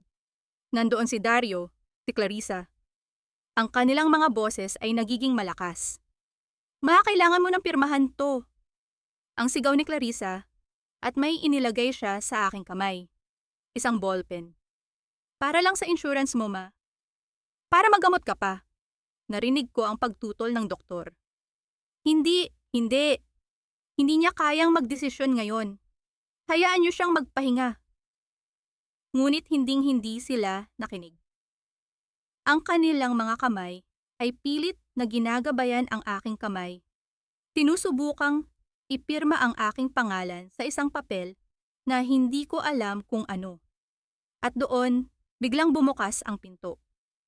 Isang matangkad na lalaki, nakasuot ng barong at may dalang isang makapal na briefcase. Ang lumitaw sa pintuan. Ang kanyang mga mata ay matatalim at ang kanyang presensya ay nagdulot ng katahimikan sa buong silid. Attorney Santiago, ang sabi niya, at ang kanyang boses ay malinaw at puno ng awtoridad. Narito ako para sa kliyente ko, si Mrs. Isabela Montoya. Napatayo si Rafael. Ang kanyang mukha ay puno ng gulat. Ang kanyang mga kamay ay bumagsak mula sa aking kamay. Sino ka? Tanong ni Rafael at ang kanyang boses ay nanginginig. Wala kaming kilalang abogado ni Mama. Ako ang kanyang abogado, ang sagot ng abogado, at lumapit siya sa akin. At mayroon akong hawak na napakahalagang dokumento na ibinigay niya sa akin ilang linggo na ang nakakaraan. Isang revised last will and testament. Natahimik ang lahat. Nakita ko ang pagbabago sa mukha ni Rafael. Mula sa galit, napalitan ito ng takot. Mula sa kasakiman, napalitan ito ng desperasyon. Hindi yan totoo!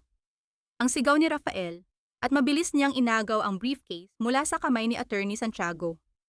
Hindi yan Pekeng dokumento yan. Hindi kailanman magagawa ni Mama yan. Pinilit niyang buksan ang briefcase. Ang kanyang mga kamay ay nanginginig. Ang kanyang mga mata ay nanlaki nang makita niya ang mga dokumento sa loob. Mga papel na hindi niya inaasahan. Ang ngisi ay unti-unting lumabas sa kanyang labi. Isang ngisi na puno ng tagumpay, ng kasamaan. Sa wakas, ang bulong niya, ang kanyang boses ay puno ng pagtatagumpay. Sa wakas, nasa akin na ang lahat. Ang ngisi sa labi ni Rafael ay lumawak nang makita niya ang mga dokumento sa loob ng briefcase. Ang kanyang mga mata ay naningkit sa kasiyahan, isang tagumpay na sa tingin niya ay nakuha na niya. Ngunit sa ilalim ng ngising iyon, may bahid ng pagtataka. Ang mga papel na kanyang nakita ay hindi mga legal na dokumento para sa pagmamana. Puro reseta ito at mga medical records na may pangalan ko. Anong kalokohan to, attorney? Ang sigaw ni Rafael, at inihagis niya ang mga papel sa sahig. Ang kanyang boses ay nagdulot ng gulat sa mga nurse at doktor. Ito ba ang sinasabi mong di sinasadyang testamento? Puro reseta at bill ng ospital. Kalmado si Attorney Santiago. Inayos niya ang kanyang salamin. Ginoong Rafael, ang aking kliyente ay may karapatan sa kanyang medical history. Bukod pa rito, hindi ko pa po sinasabing iyan ang testamento. Iyan ang kasalukuyang dokumento ng kanyang mga kondisyon. Kondisyon, kondisyon? Ang irap ni Clarissa, na lumapit sa amin. Ang kanyang mukha ay puno ng galit. Ang kondisyon lang naman ni Tita A, magpaawa. Gusto lang niyang paglaruan kami. Gusto lang niyang pahirapan kami sa mga ari-arian niya. Gusto kong makausap si Mama. Ang sigaw ni Rafael at pilit niyang hinila ako. Mama, sabihin mo, sa akin mo ipapamana ang bahay, 'di ba? Sa akin. Hindi sa sinumang yaya. Hindi sa sinumang estranghero. Hinawakan ako ni Clarissa sa kamay. Pilit na ginagabayan ang aking daliri sa isang blankong papel. Tita, pirmahan mo lang to. Authorization lang to para sa pera mo sa bangko. Para may pambayad tayo sa hospital bill mo. Naramdaman ko ang paglamig ng aking dugo. Ang aking mga mata ay nakapikit. Ang lahat ng ingay ay nagiging malabo sa aking pandinig. Ngunit may isang boses na umalingaw-ngaw sa aking isipan. Boses ng aking yumaong asawa. Ipakita mo sa kanila, Isabela. Hindi ka basahan. Dahan-dahan kong iminulat ang aking mga mata. Ang liwanag ay matalim. Nakita ko ang kanilang mga mukha. Puno ng kasakiman, ng galit, ng pagmamataas. Sa likuran nila, nakita ko si Maribel. Nandoon siya, nakatayo sa labas ng pinto. Pinipigilan siya ng security guard. Ang kanyang mga mata ay puno ng pag-aalala. Ang kanyang mga kamay ay nakahawak sa kanyang dibdib, na tila pinipigilan ang isang malaking sakit. Ma! Pwede bang lumabas ka muna? Huwag kang magulo! Ang sigaw ni Clarissa kay Maribel. Lumapit siya sa pintuan at tinulak niya si Maribel palayo. Hindi ka dapat naririto. Wala kang karapatan. Kami ang pamilya. Kami ang may-ari. Isang malakas na pagtama ng palad ang umalingaw-ngaw sa buong pasilyo. Tinitigan ko ang pulang marka sa pisngi ni Maribel.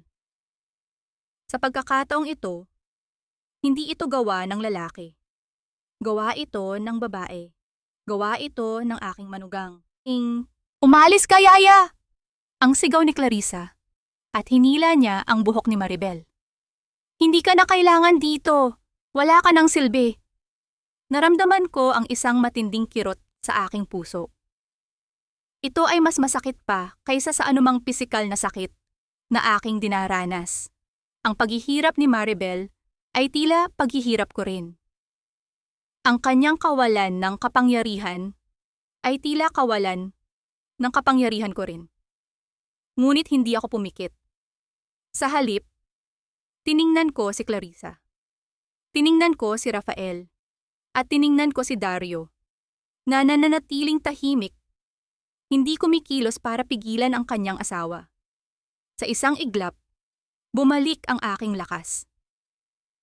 Gusto kong umuwi, ang mahina kong sabi, ngunit ang aking boses ay sapat na malinaw para marinig nila. Agad na lumapit si Rafael, ang kanyang mukha ay puno ng pag-asa. Uuwi? Saan, Ma? Sa kondo namin sa BGC. Okay, Ma. Ihahanda ko ang lahat. Hindi, ang sagot ko at umiling ako. Sa San Narciso, sa bahay ko. Nagkatinginan sila. Nagtaka sila. Ngunit may ngiti sa aking labi. Alam ko kung bakit. Ang akala nila ay doon ko tinago ang tunay na di sinasadyang testamento. Doon ko pipirmahan, ang dugtong ko, at tiningnan ko si Rafael ng diretso sa kanyang mga mata. Ang lahat ng papeles. Naramdaman ko ang pagdami ng adrenaline sa aking katawan. Ang aking puso ay bumibilis ang pagtibok. Hindi ito takot. Ito ay pananabik. Habang inilalabas ako mula sa silid ng ospital, nakita ko si Maribel. Ang kanyang pisngi ay namumula pa rin. Ang kanyang mga mata ay puno ng luha. Ngunit sa sandaling iyon, nagkatinginan kami. At nagbigay ako ng isang maliit na kindat. Isang kindat na nagsasabing, "Huwag kang mag-alala, anak. Hindi pa tapos ang laban." Maribel. Ang kanyang mga mata ay nanlaki. Ang kanyang mga labi ay bahagyang nagbukas. Tila naintindihan niya ang ibig kong sabihin. Inilagay ni Maribel ang kanyang kamay sa gilid ng aking wheelchair. Hindi niya hinawakan ang aking kamay, kundi sinubukan lang niyang damhin ang aking presensya. "Lola." Ang bulong niya, ang kanyang boses ay tila isang sumpa. "Kung saan ka po pupunta? Susunod po ako." Ang mga salitang iyon ay nagbigay sa akin ng kakaibang kapayapaan. Alam kong hindi ako nag-iisa. Nakarating kami sa bahay sa San Narciso kinagabihan. Ang malaking sala ay naging isang improbisadong korte. Nandoon sila Rafael, Dario, Clarissa. Nandoon din si Attorney Santiago. At nandoon din ako, nakaupo sa aking wheelchair, sa gitna ng silid, na para bang isang reyna na nakaupo sa kanyang trono. Ang lumang orasan na nakasabit sa dingding ay patuloy na bumibilang. Ang bawat paggalaw ng kamay ay tila nagpapahiwatig ng papalapit na katapusan. Ang katahimikan ay mabigat. Ang hangin ay tila nagpipigil ng hininga. Lahat sila ay nakatingin sa akin. Hinihintay ang aking desisyon. Ang akala nila ay sila ang mananalo. Ngunit ang hindi nila alam, nagsisimula pa lang ang tunay na laro. Ang katahimikan sa sala ay mabigat, tila isang kumot na bumabalot sa bawat isa sa amin. Ang bawat tibok ng lumang orasan sa dingding ay tila nagpapahiwatig ng papalapit na paghatol. Nakaupo ako sa aking wheelchair, sa gitna ng silid. Ang aking mga mata ay nakatuon sa bawat isa sa kanila. Sa mga mukha ng aking mga anak, at manugang na puno ng pag-asa at kasakiman, at sa mukha ni Maribel na puno ng pag-aalala at pagtataka. Sa aking tabi, nakatayo si Attorney Santiago. Hawak niya ang isang selyadong sobre. Ang nilalaman nito ay ang magtatakda ng kapalaran ng lahat. "Huwag na nating patagalin pa," ang sabi ko. Ang aking boses ay mahina, ngunit malinaw. "Attorney Santiago, basahin mo na ang aking last will and testament." Agad na binuksan ni Attorney Santiago ang sobre. Ang mga mata nila Rafael ay nanlaki. Ang kanilang mga labi ay bahagyang nakanganga.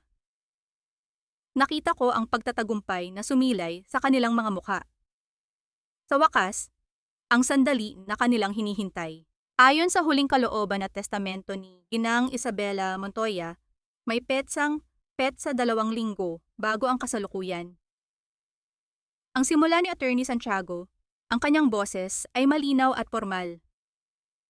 "Ang lahat ng aking ari-arian, kasama ang bahay at lupain sa San Narciso, Zambales, ang lahat ng aking ipon sa bangko, at ang lahat ng aking karapatan sa mga nakaraang akda," patuloy niya, "ay ililipat sa pangalan ng Isabela Montoya Foundation for Abused Women and Children na aking itinatatag, isang non-profit organization."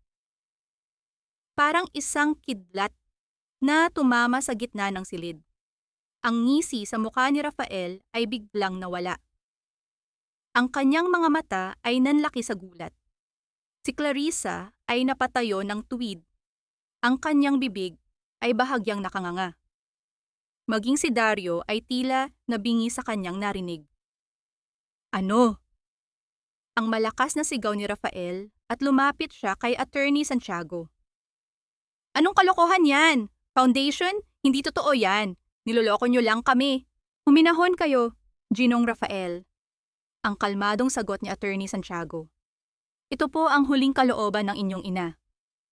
Pero, sa amin dapat yan," ang sigaw ni Clarissa, at halos maiyak na siya. "Kami ang mga anak niya. Kami ang pamilya. Hindi sa kung anong foundation na yan." Pinagpatuloy ni Attorney Santiago ang pagbabasa. Hindi alintana ang kanilang pagtutol. Para sa aking mga anak na sina Rafael Montoya at Dario Montoya, iniwan ko ang tig-isang isa peso bawat isa bilang simbolo ng halaga na ibinigay nila sa aking buhay, ang pagbabasa ni Attorney Santiago. Kasama nito ang isang detalyadong listahan ng lahat ng perang ginastos ko sa kanilang pagpapalaki, mula sa gatas ng sanggol hanggang sa kanilang pag-aaral at mga luho. Bilang paalala na ang tunay na utang na loob ay hindi nasusuklian ng kasakiman. Nilapag ni Attorney Santiago sa mesa ang dalawang maliit na sobre na naglalaman ng tig-isang piso at isang makapal na papel na nakalista ang lahat ng kanilang gastos. Ang mga kamay ni Rafael at Dario ay nanginginig habang binubuksan nila ang mga sobre. Ang kanilang mga mukha ay namutla. Piso? Ang bulong ni Rafael, tila hindi makapaniwala. Isang piso? At tungkol sa pangangasiwa ng Isabela Montoya Foundation, patuloy ni Attorney Santiago. Itinalaga ko si Ginang Maribel Alcantara bilang head ng foundation at bilang lifetime administrator ng lahat ng ari-arian na nakapaloob dito. Siya ang may karapatang mamahala sa bahay na ito at sa lahat ng mga kita na gagamitin para sa kapakanan ng mga abused women and children. Siya ang pinili kong magpatuloy ng aking pamana. Hindi nakahinga si Maribel. Ang kanyang mga mata ay nanlaki. Ang kanyang mga kamay ay nanginginig. Sa isang iglap, siya, ang walang-wala, ang tinanggap, ay naging may-ari ng lahat. Ang golden moment. Ang mukha ni Clarissa ay namula sa galit. Pagkatapos ay naging berde sa inggit. Ang kanyang bibig ay bumukas. Ngunit walang salitang lumabas. Ang kanyang mga mata ay halos lumabas sa pagkakagulat. Ang kanyang mukha ay talagang mekshek. Hindi makapaniwala sa kanyang narinig. Hindi! Imposible yan! Ang sigaw ni Rafael at pinilit niyang sunggaban si Attorney Santiago. Peke yan! Niloloko niyo kami! Ang yaya na yan, wala siyang karapatan. Ngunit bago pa man niya mahawakan si Attorney Santiago, dahan-dahan akong tumayo mula sa aking wheelchair. Ang aking mga tuhod ay nanginig, ngunit ang aking kalooban ay matatag. Ang aking mga mata ay nakatuon kay Rafael. Rafael, Dario, ang malakas kong sabi. Ang aking boses ay hindi na mahina. Ito ay puno ng kapangyarihan. Ang di sinasadyang testamento na yan ay aking pinirmahan ng may buong pag-iisip. Hindi ko kayo inalisan ng karapatan. Kayo ang umalis sa sarili ninyong karapatan nang piliin ninyo ang kasakiman kaysa sa pagmamahal. Napatigil si Rafael. Tiningnan niya ako ng may takot. Ang bahay na ito, patuloy ko at idinilat ko ang aking mga mata, ay puno ng pagmamahal. Pagmamahal na hindi ninyo kailanman nakita. Pagmamahal na inakala ninyong pera. Pagmamahal na sa tingin ninyo ay pwede ninyong ipagbili. Naglakad ako palapit kay Maribel. Hinawakan ko ang kanyang mga kamay. Si Maribel, ang sabi ko, ang nagpakita sa akin ng tunay na kahulugan ng pamilya. Hindi ng dugo, ng puso. Bumaling ako sa kanila, Rafael. Ang aking boses ay nagpuno sa buong silid. Puno ng awtoridad at galit.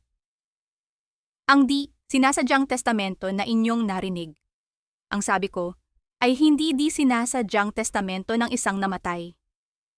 Ito ay utos ng isang buhay na ina. Isang ina na pagod na sa kasakiman ninyo. Kinuha ko ang aking baston at itinuro ko sa pintuan. Ngayon, humayo kayo. Ang malakas kong utos.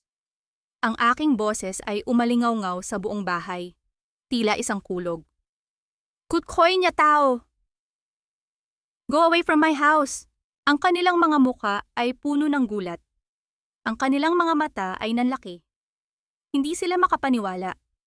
Sa wakas, ang isang ina na kanilang inakala ay duwag. Ang isang ina na kanilang inakala ay nasa bingit na ng kamatayan, ay tumayo laban sa kanila. Ang kanilang mga bibig ay bumukas, ngunit walang salitang lumabas. Ang tanging naririnig ay ang mabilis na tibok ng kanilang mga puso at ang katahimikan na sumunod. Alam kong ito ang simula ng kanilang pagbagsak. At ito rin ang simula ng aking kapayapaan. Ang mga salita ko ay tila mga latigo na humampas sa kanilang mga mukha. Si Rafael at Clarissa ay nanatiling nakatayo, nakatitig sa akin ng may pagkamuhi. Ang galit sa kanilang mga mata ay hindi nakakubli. Ang kanilang mga kamay ay nanginginig. Hindi dahil sa takot, kundi dahil sa matinding poot. Hindi kami aalis. Ang sigaw ni Rafael, ang kanyang boses ay garalgal. Ito ang pamana namin. Ginagawa mo lang ito para pahirapan kami, Ma. Ma, nagpapatawa ka ba? Ang matinis na nasabi ni Clarissa. At sinimulan niyang sirain ang mga vase sa ibabaw ng mesa. Hindi ka na namin kailangan. Kung hindi mo ibibigay ang bahay na to, sisiguraduhin naming walang makinabang dyan. Akmang susunggaban ni Rafael ang isang lumang painting sa dingding, isang painting ng yumaong asawa ko, nang biglang bumukas ang pintuan. 2 pulis, nakasuot ng kanilang uniforme, ang pumasok. Sumunod sa kanila si Attorney Santiago. Ang kanyang muka ay seryoso. Ginoong Rafael Montoya, ang sabi ng isa sa mga pulis. Ang kanyang boses ay puno ng awtoridad. May warrant of arrest po kami para sa inyo. May reklamo po kayong ginawa laban sa inyong ina, Ginang Isabela Montoya, para sa physical abuse of an elderly person at falsification of public documents. Nanlaki ang mga mata ni Rafael, ang kanyang kamay ay nanatiling nakahawak sa painting, tila nagyelo. Anong sinasabi niyo? Nakalimutan niyo na siguro ang sampal ninyo kay Maribel, ang sabi ko. Ang aking boses ay kalmado. Nakalimutan niyo rin siguro ang paggawa ng mga pekeng papeles para ilipat ang aking mga ari-arian. Akala niyo ay hindi ko nakita. Akala niyo ay hindi ko nalaman. Ang aking boses ay nagpuno sa buong silid. Bawat salita ay tumatama sa kanilang konsensya. Lumapit ang mga pulis at hinawakan si Rafael. Pinilit niya silang pigilan, ngunit hindi niya kaya. Ang kanyang muka ay puno ng takot at galit. Clarissa! Tulungan mo ako! Sigaw niya. Ngunit si Clarissa ay nanatili sa kanyang kinatatayuan. Ang kanyang muka ay namutla. Ako? Wala akong alam dyan! Wala kang alam? Ang tanong ko at tiningnan ko si Clarissa ng matalim. Ikaw ang nagplano ng lahat. Ikaw ang nagtulak kay Rafael na gawin ito. Ang kasakiman mo ang nagwasak sa pamilyang ito. Kinaladkad ng mga pulis si Rafael palabas ng bahay. Ang kanyang mga sigaw ay umalingaw-ngaw sa labas, habang pilit siyang lumalaban. Ngunit wala siyang nagawa. Naiwan si Clarissa. Ang kanyang muka ay puno ng pagkabigla. Si Dario naman, na kanina ay tahimik lang, ay biglang lumuhod sa aking harapan. Ma! Patawarin mo ako, Ma! Ang sigaw niya, ang kanyang boses ay puno ng luha. Hindi ko po ginusto to. Si Kuya Rafael po ang may gawa ng lahat. Si Clarissa po ang nagtulak sa kanya. Patawarin mo po ako, Ma. Anak mo po ako. Tiningnan ko si Dario. Ang kanyang mga luha ay umaagos sa kanyang pisngi. Ngunit ang aking puso ay nanatiling bato. Dario, ang mahina kong sabi. Ang pananahimik mo ang pinakamasakit sa lahat. Ang pananahimik mo habang ako ay pinaplano nilang tapakan. Ang pananahimik mo habang ako ay kanilang hinahanapan ng kasalanan. Ang pananahimik mo habang ang estranghero na ito ay kanilang sinasaktan.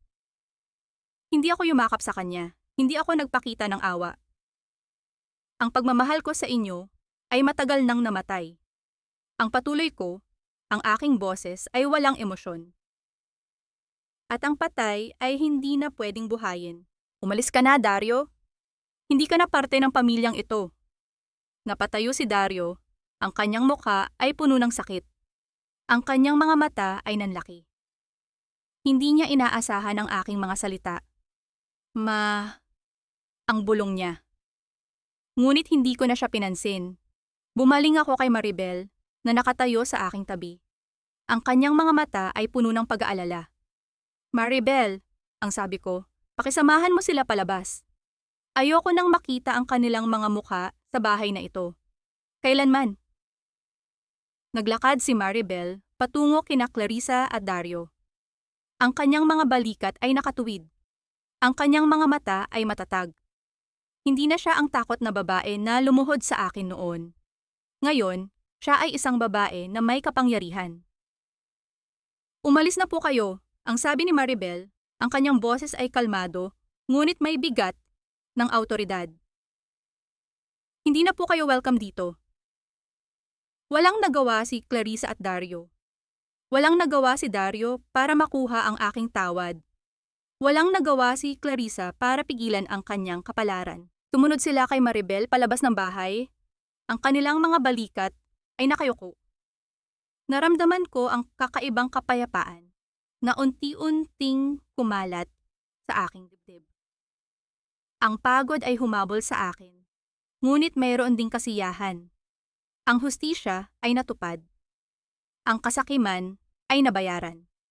Maribel, ang tawag ko, at hinawakan ko ang kanyang kamay. Pakisara mo ang pintuan. Gusto kong marinig ang katahimikan. Gusto kong maramdaman ang kapayapaan. Tumango si Maribel. Lumapit siya sa malaking pintuan at dahan-dahan niya itong isinara.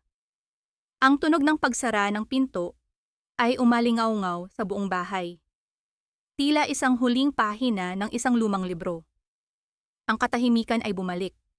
Isang katahimikan na puno ng kapayapaan, ng kalayaan. Wala na ang mga sigaw ng galit. Wala na ang mga bulong ng kasakiman. Ang tanging naririnig ay ang malumanay na tunog ng mga alon mula sa dagat at ang simoy ng hangin na pumapasok sa mga bintana. Napatingin ako kay Maribel. Ang kanyang mga mata ay puno ng pagmamahal at pag-aalala. Siya ang aking pamilya. Siya ang aking anak. Ngunit sa gitna ng kapayapaang ito, naramdaman ko ang paglamig ng aking mga daliri. Ang sakit sa aking tiyan ay muling sumisidhi, mas matindi ngayon kaysa sa dati. Ang aking paningin ay naging malabo.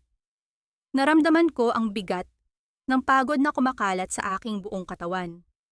Hinawakan ko ang kamay ni Maribel ng mahigpit. Ngayon, Maribel, ang mahina kong bulong, ang aking boses ay halos hindi na marinig. Ngayon, sa wakas, makakatulog na ako ng payapa. Salamat, anak. Salamat, Maribel. Anak ko.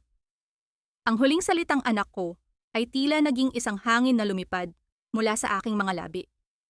Ang aking mga mata ay unti-unting nagsara. Ang hawak ko sa kamay ni Maribel ay unti-unting lumuwag. Ang huling bagay na naramdaman ko ay ang mainit na kamay ni Maribel at ang kanyang tinig na puno ng takot. Ang paghinga ni Lola Isabela ay naging mas mahina, mas pilit sa bawat lumilipas na oras. Ngunit sa kanyang paglipas, hindi siya nag-iisa. Ang kwarto ay puno ng amoy ng sariwang bulaklak at ng simoy ng dagat na pumapasok sa malaking bintana. Ang tunog ng mga alon ay tila isang oyayi, naghehele sa kanya sa isang mahimbing na pagtulog. Sa kanyang tabi, nakaupo ako, hawak ang kanyang nanginginig na kamay. Ang init ng kanyang palad ay unti-unting lumalamig, ngunit ang paghawak ko ay nanatiling mahigpit. Si Lucia, na inosente sa bigat ng sandali, ay abala sa pagguhit sa sahig gamit ang mga krayola. Ang kanyang mga kanta ay malumanay na umaabot sa aming pandinig. Hindi na siya umiiyak. Ang kanyang mga mata ay puno ng pag-unawa. Ito ang mga huling araw ni Lola Isabela. Hindi sa isang malamig na silid ng ospital, kundi sa kanyang sariling tahanan, Napapalibutan ng pagmamahal na akala niya ay kailanman ay hindi niya mararamdaman. Ang kanyang mukha ay payapa, walang bakas ng sakit o paghihirap. Ang kanyang mga mata, kahit bahagyang nakapikit, ay tila nakikita ang isang bagay na maganda. Sa bawat paglanghap niya, naramdaman ko ang paghina ng kanyang buhay. Naramdaman ko ang pagdulas ng kanyang diwa patungo sa isang lugar na mas tahimik. Ngunit sa halip na matakot, may kapayapaan akong naramdaman. Ang kanyang laban ay tapos na. Ang kanyang sakit ay nagwakas. Naramdaman ko ang isang bahagyang paggalaw mula kay Lola Isabela. Dahan-dahan niyang iminulat ang kanyang mga mata. Tiningnan niya ako, ang kanyang mga mata ay puno ng pagmamahal. Pagkatapos, tiningnan niya si Lucia na nakangiti sa kanya. Maribel, Lucia, ang mahina niyang bulong, ang kanyang boses ay tila isang hangin na dumadaan. Salamat. Salamat sa inyong dalawa. Ang kanyang mga labi ay bahagyang ngumiti. Ang kanyang paghinga ay naging mas mabagal, mas malalim. Hanggang sa isang punto, wala na. Ang kanyang kamay sa akin ay lumuwag. Ang kanyang katawan ay naging payapa. Ang mga alon sa labas ay patuloy na humampas sa dalampasigan. Ang liwanag ng araw ay patuloy na sumikat. Ngunit ang buhay ni Lola Isabela ay nagtapos na. Hindi ako umiyak ng malakas. Ang aking mga luha ay tahimik na dumaloy sa aking pisngi, puno ng kalungkutan, ngunit puno rin ng pasasalamat. Niyakap ko ng mahigpit ang kanyang katawan, ang init ng aking yakap ay tila pilit na pinipigilan ang lamig na unti-unting kumakalat. Lola, ang bulong ko at hinalikan ko ang kanyang noo. Salamat po. Maraming salamat po. Ang libing ni Lola Isabela ay simple, ngunit puno ng dignidad.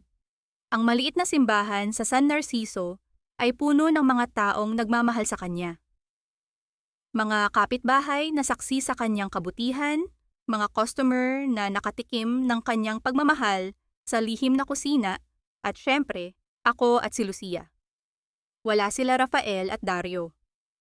Hindi sila pinayagang dumalo. Ang kanilang kasakiman ay nagpatalsik sa kanila sa huling sandali ng kanilang ina. Sa sementeryo, habang inilalagay ang kabaong sa lupa, naramdaman ko ang bigat ng kawalan, ngunit sa tabi ko, mahigpit na nakahawak sa aking kamay si Lucia. Hinawakan niya ang isang maliit na kabibe na nakita niya sa dalampasigan at dahan-dahan niya itong inilagay sa ibabaw ng puntod ni Lola Isabela. Para po marinig niyo po ang dagat, Lola Ganda, ang bulong niya. Napangiti ako sa simpleng kilos ni Lucia. Ang batang ito na itinuring ni Lola Isabela na tunay na apo ay nagbigay sa kanya ng huling regalo, isang koneksyon sa kapayapaan na matagal na niyang hinahanap. Matapos ang libing, umuwi kami sa bahay. Ang bahay ay tahimik, ngunit hindi na ito malungkot. Ito ay puno ng mga alaala ng pagmamahal. Sa gabi, habang nag-aayos ako ng kanyang mga gamit, nakita ko ang isang maliit na sobre sa ilalim ng kanyang unan. May nakasulat dito, para kay Maribel, aking anak. Kinuha ko ang sobre. Ang aking mga kamay ay nanginginig habang binubuksan ko ito. Sa loob ay isang sulat. Isinulat ng kamay ni Lola Isabela. Mahal kong Maribel, aking anak. Kung binabasa mo ito, ibig sabihin ay nasa payapa na ako. At alam kong ikaw ang magpapatuloy ng aking pamana. Hindi ka man galing sa aking sinapupunan. Ikaw ang pinili ng aking puso. Ikaw ang nagpakita sa akin ng tunay na kahulugan ng pamilya. Ikaw ang nagbigay sa akin ng lakas para lumaban.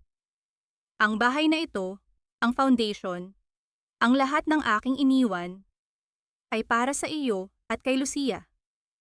At sa lahat ng kababaihan na tulad mo, mga kababaihang nawalan ng pag-asa, mga kababaihang naghahanap ng pagmamahal.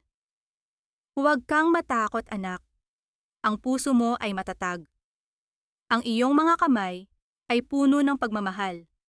Ipagpatuloy mo ang aming nasimulan. Ipakita mo sa mundo na ang pagmamahal ay mas matindi kaysa sa kasakiman. Mabuhay ka, aking anak. Mahal kita, Maribel. Nagmamahal, ang aking mga luha ay bumuhos, hindi dahil sa kalungkutan, kundi dahil sa matinding pagmamahal. Niyakap ko ang sulat.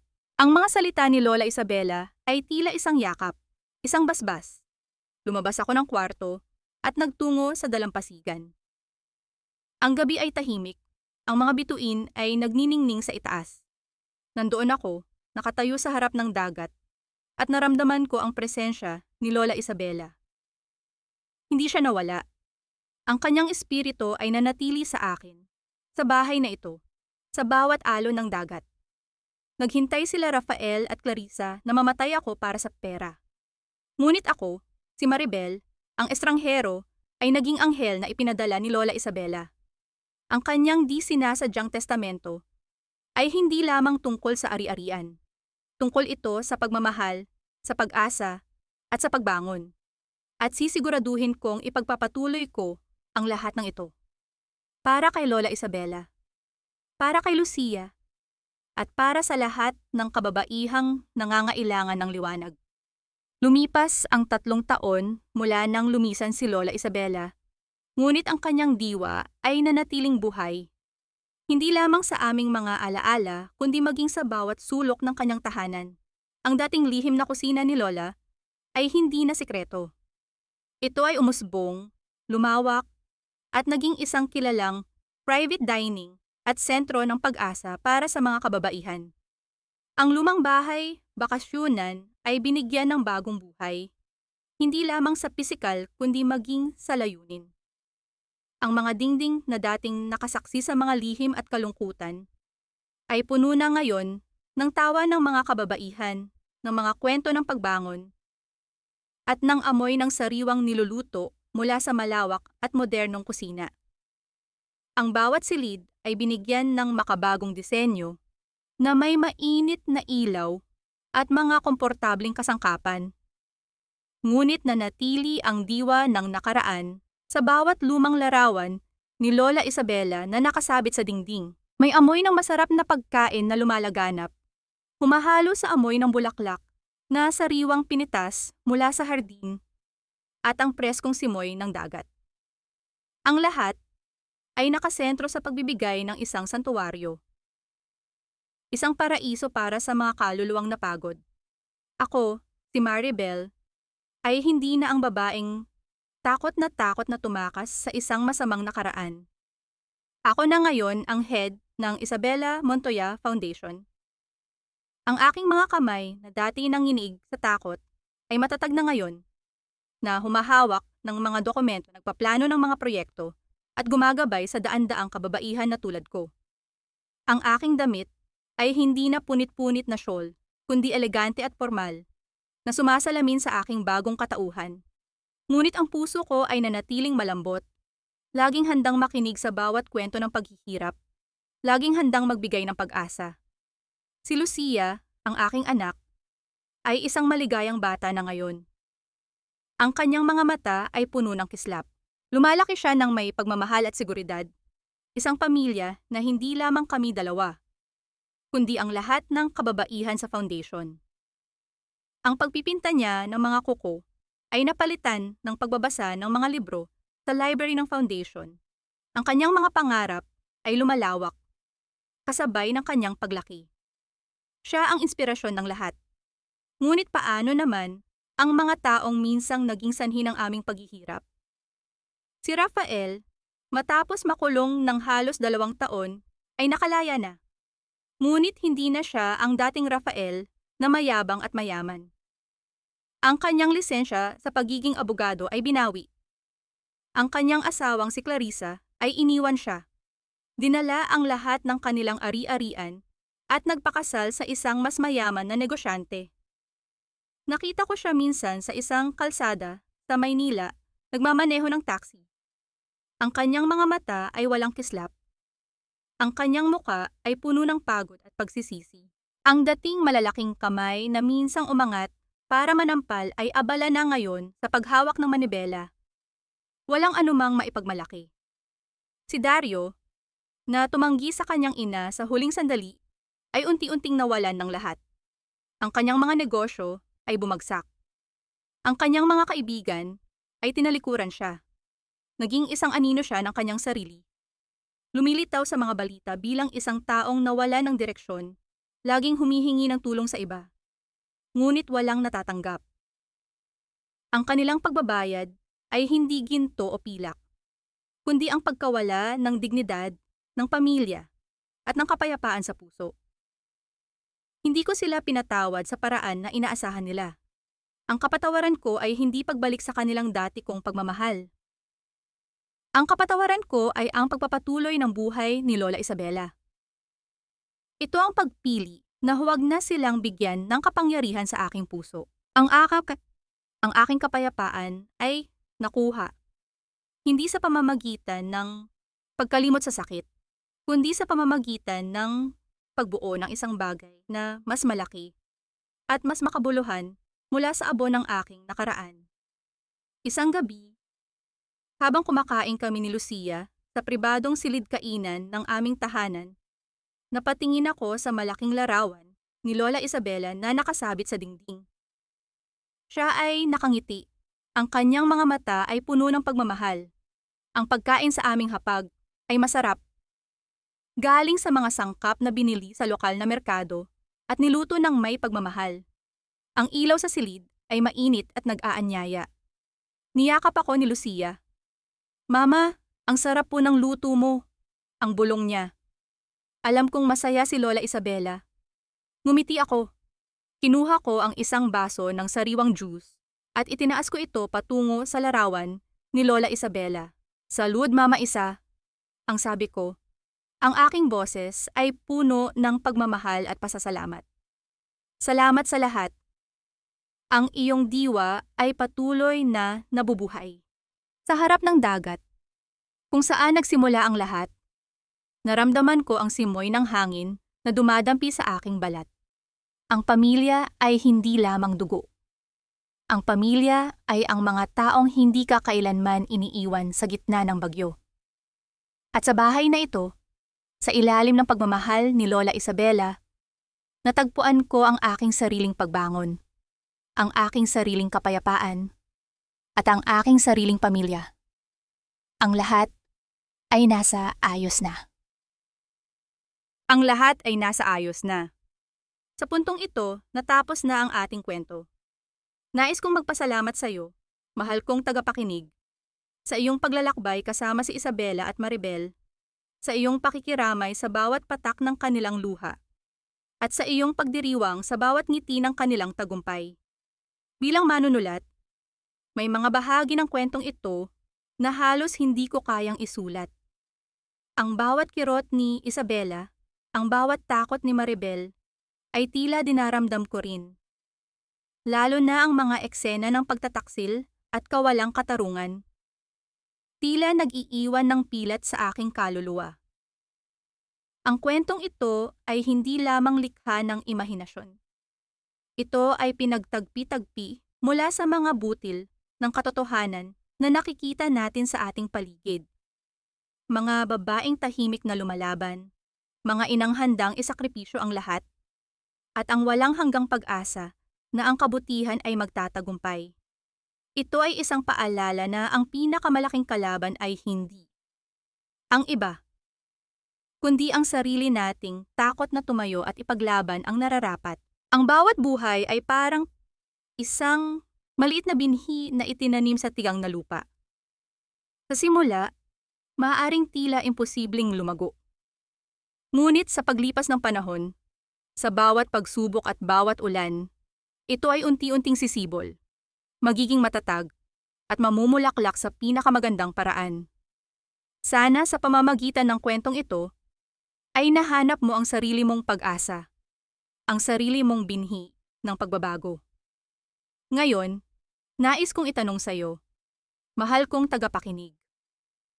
Matapos mong pakinggan ang lahat ng pinagdaanan ni Isabela at Maribel, naniniwala ka pa rin ba sa kapangyarihan ng pagpapatawad? O may mga sugat na sadyang napakalalim upang tuluyang maghilom? Kung naramdaman mo ang bawat pintig ng kwentong ito, kung ito ay nag-iwan ng marka sa iyong puso, inaanyayahan kitang ibahagi ang iyong mga sasaloobin. Iwanan mo ang iyong komento, i-like ang video na ito, at ibahagi ito sa iba na sa tingin mo ay nangangailangan din ng liwanag. Ang iyong suporta ang magiging gasolina sa pagpapatuloy ng mga kwentong may puso. Maraming salamat muli at hanggang sa muling paglalakbay.